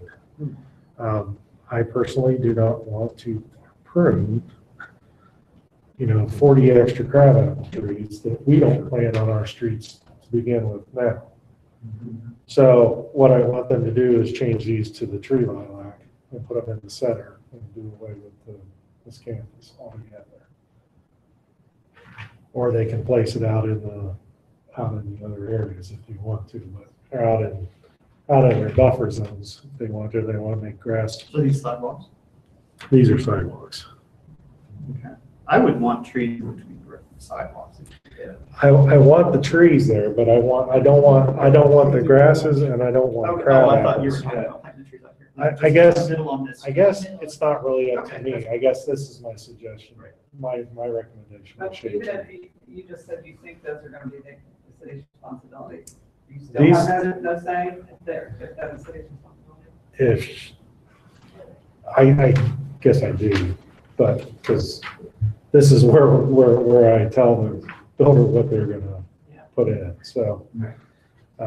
Well, that seems like an awfully dense planting anyway. Yeah, they are much too close to each other.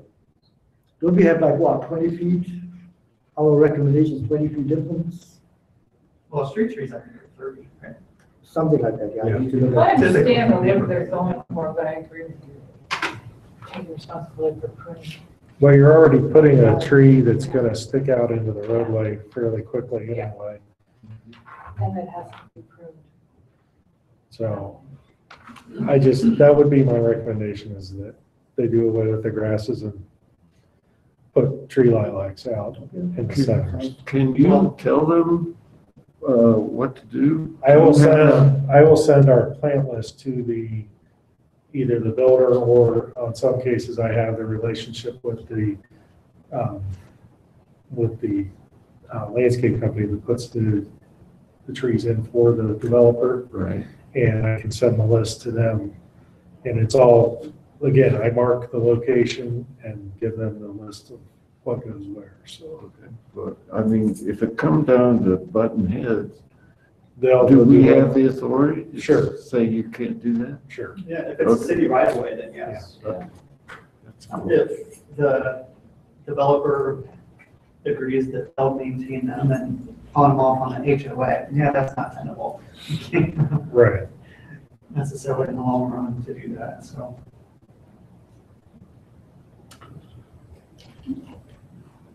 Well, that's a totally reasonable concern. And I agree, there's not enough room for grasses there either. So trees.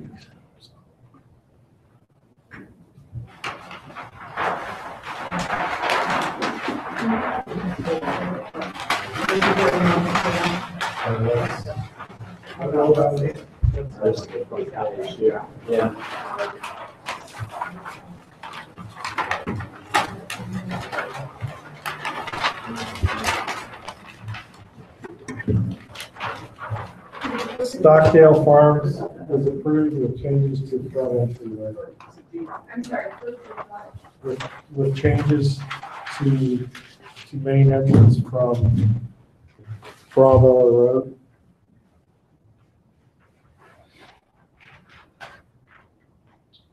Well, we changed the species. Yes. Crab apples to lilacs. Lilacs.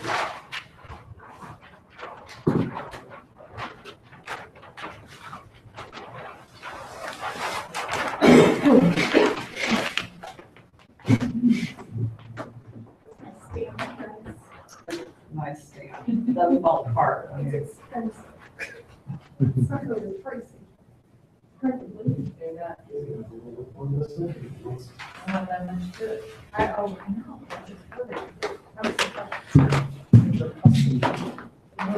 I know. Oh, this is Highland Point.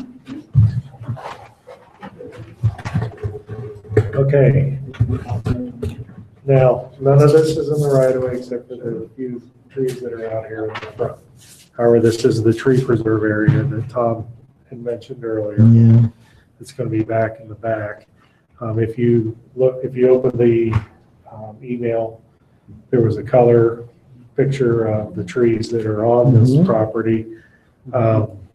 Most of the trees in this area will be saved for the preserve area. And then the trees that they are removing are mostly going to be on the outlying edges. There's maybe a few in the middle that are scrub trees or have grown wildly. Oaks, there's a couple oaks in here that are coming out. However, they've always been counted. Orient us to where this is in Delaware again. I'm sorry, Bowtown Road. Okay. This is,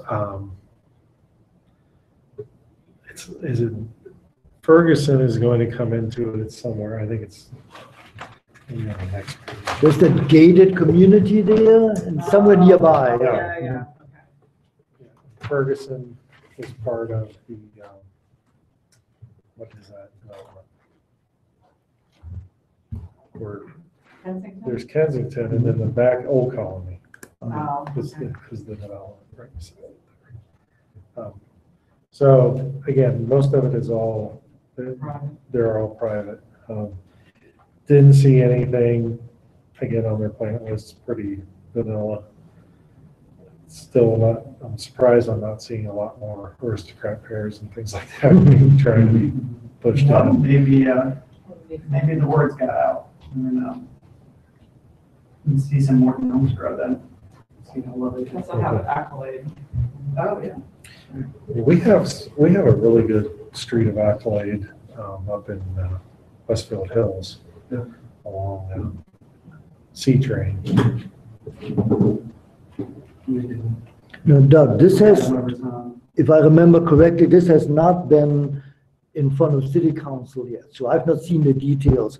Are more trees, are we maintaining the current tree canopy, or are more trees removed and are being preserved? I mean, they're removing some, they're planting some, and they're preserving some.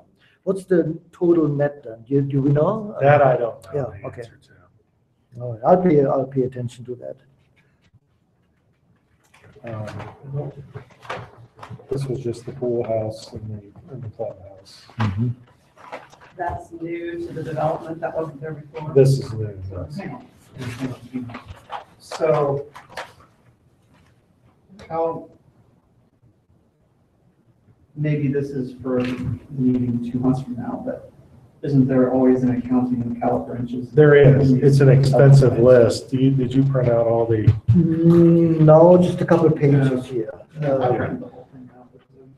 Had this They have the basic pictures, table, and on the pictures are little numbers on every tree. Here's what you turn up, like where the colors are. And then they graded each one, I see. and then there's a giant. This is all. Ah, yeah. The reckoning is right here. Okay, so they. Okay. Okay, as long as it's been done. Yeah, it was done. I just couldn't give you the numbers on it. Okay, that's fine. Thank you.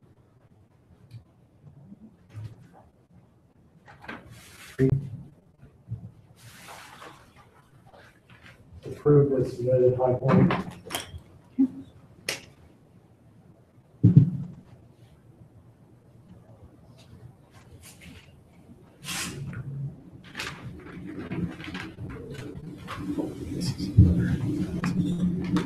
This is for the Willowbrook Section 2. This is the wetlands area. And the YMCA is, trying to get my bearings, is this way. YMCA sits here. And then this is the field that's behind Adelaide Park right now. And the soccer fields are here. The wetlands, not wetlands, the trail and pond is here. yeah, And then yeah. the front here is where the apartments will be if they go in. And so the future Boulder would It's on the be next page. on the, okay. Oh, I see, okay. Boulder Drive will come through. Mhm. And so. that's hard to do on there. All right. Oh, yeah, believe me. Come to a planning commission meeting, you'll see.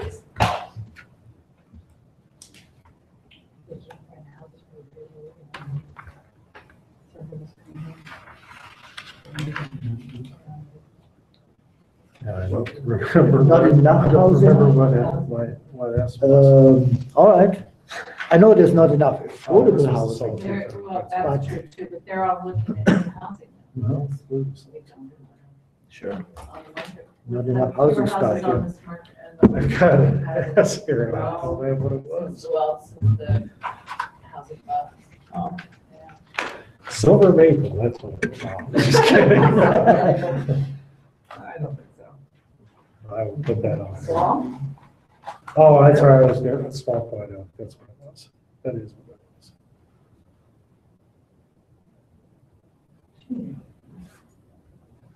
And again, we have the species in close proximity to so.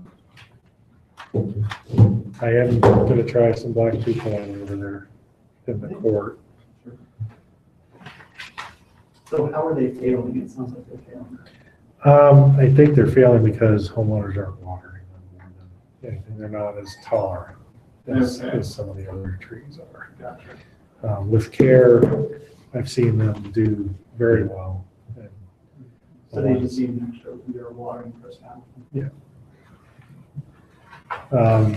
Willowbrook, section 2. Do you guys want to see the other page too? Sorry.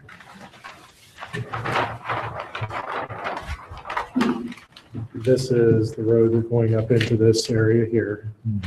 This is Boulder Drive. And then this is Boulder Drive continuing back to where it ties into the existing Boulder Drive. And then the entranceway onto South Howe Road. And this is the entrance in that Adeline Park. And as I understand, as far as I know, for now, there's no roadway going into the apartments. The proposed One, yeah, apartment that's correct, yeah. from Boulder Drive. But there will be an entry point from Boulder to the parking lot at YMCA. Yes, that's Yes, this. yeah, That's here.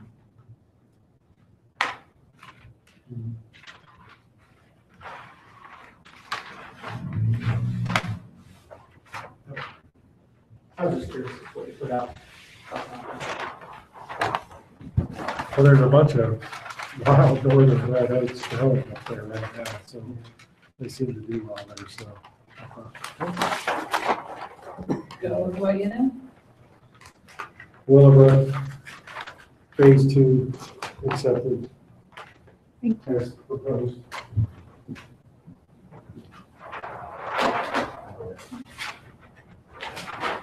So they're just letting you do the street picking, they don't even submit anything to the one. No, they do, they put what they want to put. Blended Gardens has gotten really good when they do a design. They use what we use. And they'll put in their 8 to 10 trees and then they'll change it over. So. You mentioned that the people wasn't doing well because the homeowners weren't watering them. That's what appears. Are these street trees that they're supposed to water, or Well, yeah, they need. the ones that are in front of their house?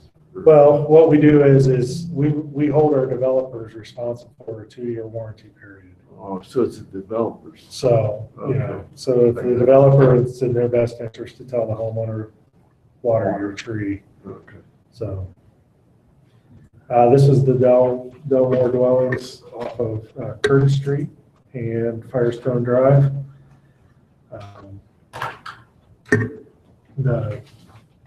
There's the pears that they want to use. That would be, a tree I would say we would want to look at to change. I didn't say no because I would like to say no. I think we should all say no. What's the issue there? What's the correct here? pear tree is reverting back to calorie pear, which is the invasive species. It's actually illegal now. Okay. But they're allowing, is it 2020? They're allowing nurseries to still sell off their stocks till 2020, I believe it is. We don't have to lie. No. They don't have very many. There's here, 1, 2, 3, 4, and there was a fifth one. Oh, yeah, 2.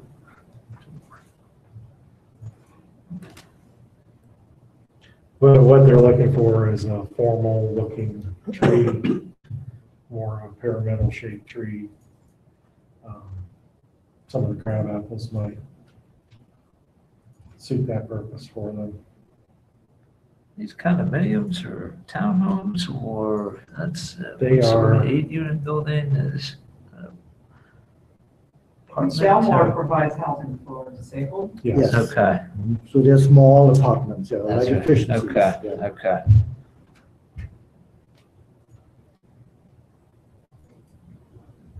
Do you want to note anything about the hair or? Yeah, and you could just note that you want them to replace the pear. Again, it's all private, so. Both.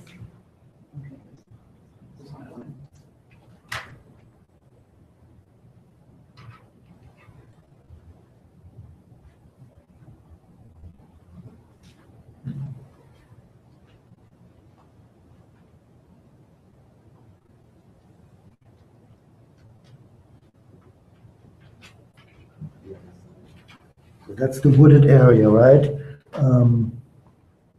Which will be preserved. Okay, and then there's housing on that side, all right, good. Like this whole area is being left alone. Yeah, Is it and that's that- where the Salvation Army, still is, that's for sale now, yeah, that area. Oh, it is? Yeah, I just saw today the someone's gone in there and cleaned that all. Oh, yeah, about Cleaned 2 all the weeks ago, landscape. there was about 80 people over there on the day, just, I mean, there was about 10 or 12 trucks I saw at one Yeah, point. I think we're It was having stuff. at Yeah, it was, home. drove by Did and the watched. church go under? Are they no longer worshiping there? Yeah, that was. church is defunct, Yeah, yes. yeah, it was in bad shape until a couple of weeks ago, yeah.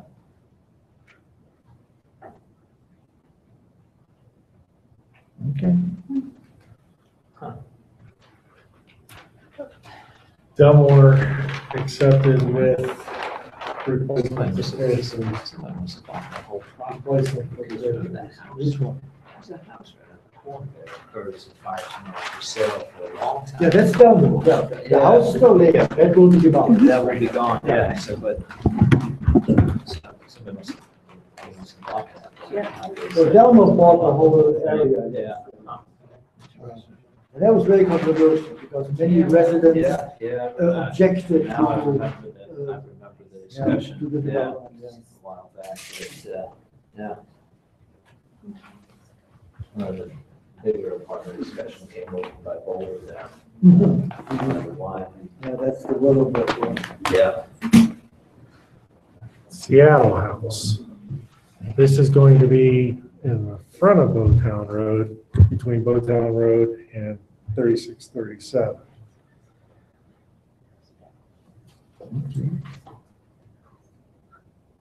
Still in the old colony area.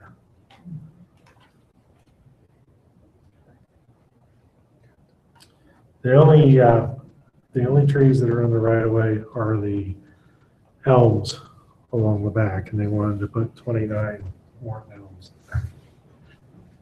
And I kind of felt okay with that, even though it's 29 of the same species. Kind of get what they're looking for there, more of a formal back to the property. So they're right of way, so they would end up being city trees. They would be, yes. But there's only 29 of them, so.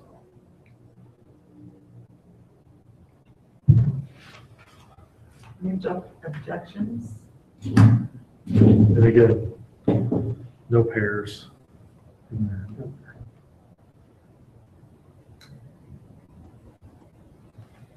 I don't know if you wanted to see either. We'll just go through the landscape plans for around each building and the pool house, and if there was any objection to any of the plants that they were using. I didn't see anything else.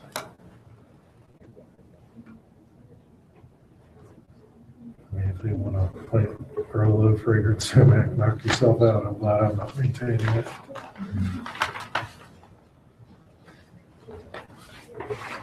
And then just and then around the units themselves. These apartments or condos, you know? I believe they are apartments.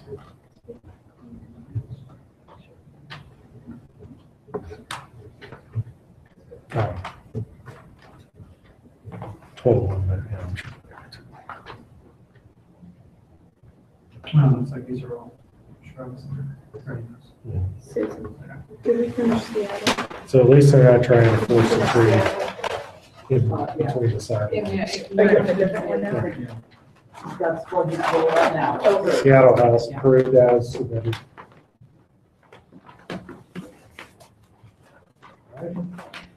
One more?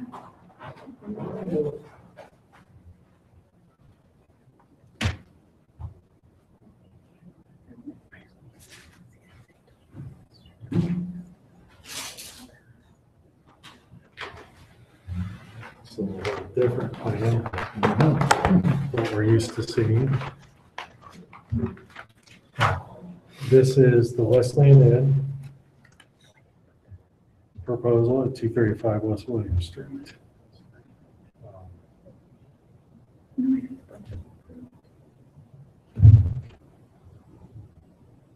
The observatory is right here. Yeah. So, and there's a home here that's going to be knocked down for Parking, yeah. Is that a big brick house? Is that? That's That's this house. Perkins House here. Yes, okay. That's more like I think a it's wood, white. wide wooden thing, yeah, yeah. Yeah, yeah. Knock down that house, but they will preserve the old Perkins house.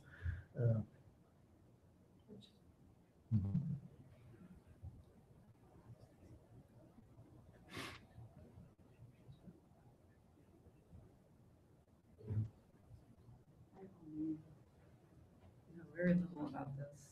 How many guests? I don't. 43. It's very small. Okay. Well, it's relative, it's a good sized hotel for, I mean, the neighbors think it's too big, you know, for the residential area. So what's this new tree if required, not desired? This will be a requirement, but they'll have to put a tree in there.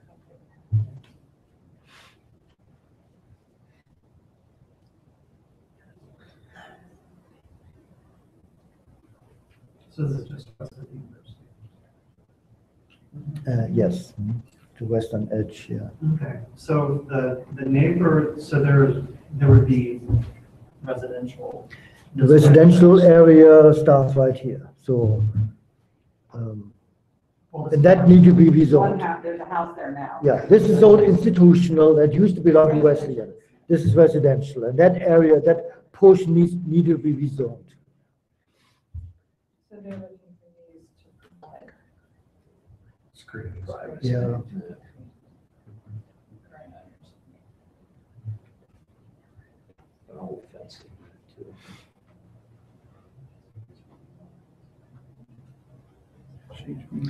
So This is the current footprint of the brick house, right, more or less? this, and then there is an extension, yes, an addition, that will be demolished. Oh, okay. And then this is all. Oh, no, yes. Yeah, there was a walnut tree, probably about right here. I was gonna ask you, yeah, because some trees have disappeared. There was one, there's one, and some of them marked. There was a walnut tree that probably what it was right here. It was literally a foot off of the foundation of the porch. There was, I believe there were 2 crab apples, multi-stem crab apples here and here. There was a walnut tree out here, and there was a spruce right here. There still is existing right now a spruce, I think it is, if I remember. Right here. How tall, do you know how tall that fence is? Because the thing that I'm most concerned about. Well, back here, I think 8 feet, and around here, 6 feet tall is what I remember. I mean, I looked at all the details, yes. Yeah, 8 feet fence, yeah. Because the neighbors are worried about a 3-story hotel, people can, look into their backyards and windows, and they were concerned about loss of privacy. Oh, understandable.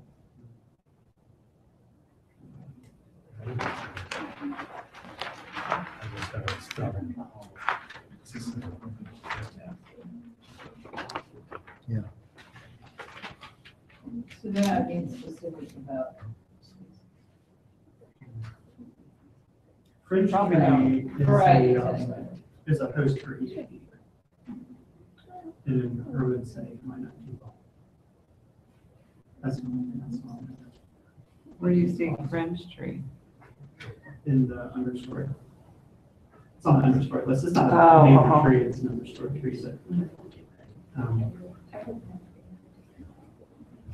but it's going to get beat up.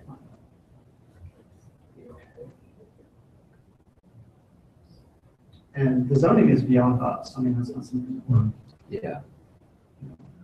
commenting on.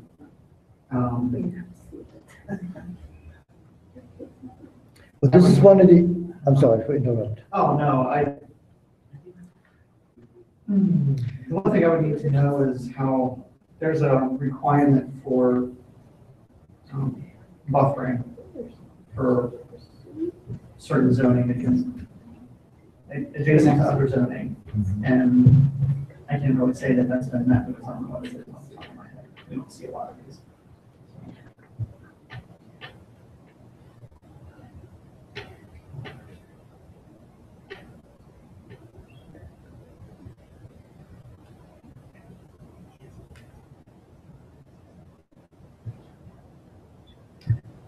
Ted, do you know what that is, by any chance? What the zoning requirement is on the buffering for residential?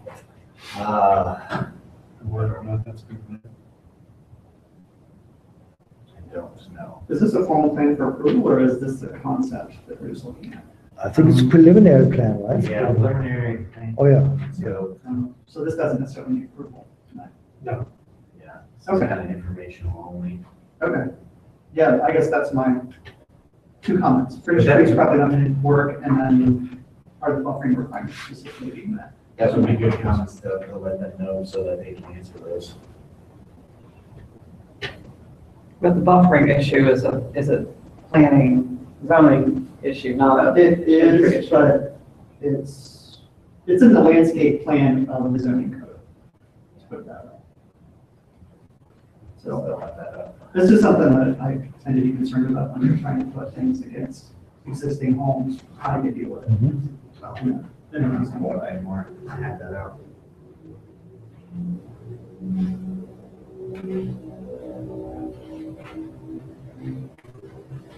Okay. I would mention, I guess this is probably gonna change quite a bit.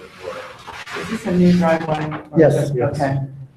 And the new exit, so this would be for, oh, this is different. This is entrance only, and then there's an exit over there, right? Entrance here, and then this is exit entrance. I thought it was the other way In and around. out here. Well, that's looking at the This arrow. is in, this is gonna be their drop-off valet Yeah. area, Hmm. where you drop your baggage off to go to your room, and then you're parking around the back. I know, I think you're That's right. not what I thought we recall. saw something different. Yes, last time, But we did. they've been updating, changing it quite a bit. Yeah, I'm almost positive. This is entrance and this is exit.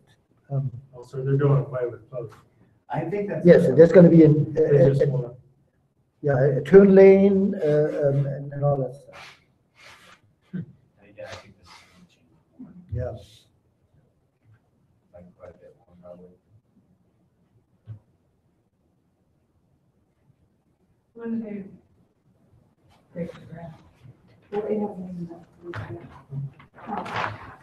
and actually, it's just, it's right now, it's the rezoning, and then the preliminary plan is final development. And so it's another process. It's got a long process. Hearing. Side. Oh, yeah. Yeah, discussed it last night, and it's going to be on the agenda again. Just trying to picture where that works. So this was informational only, right? We are not approving anything.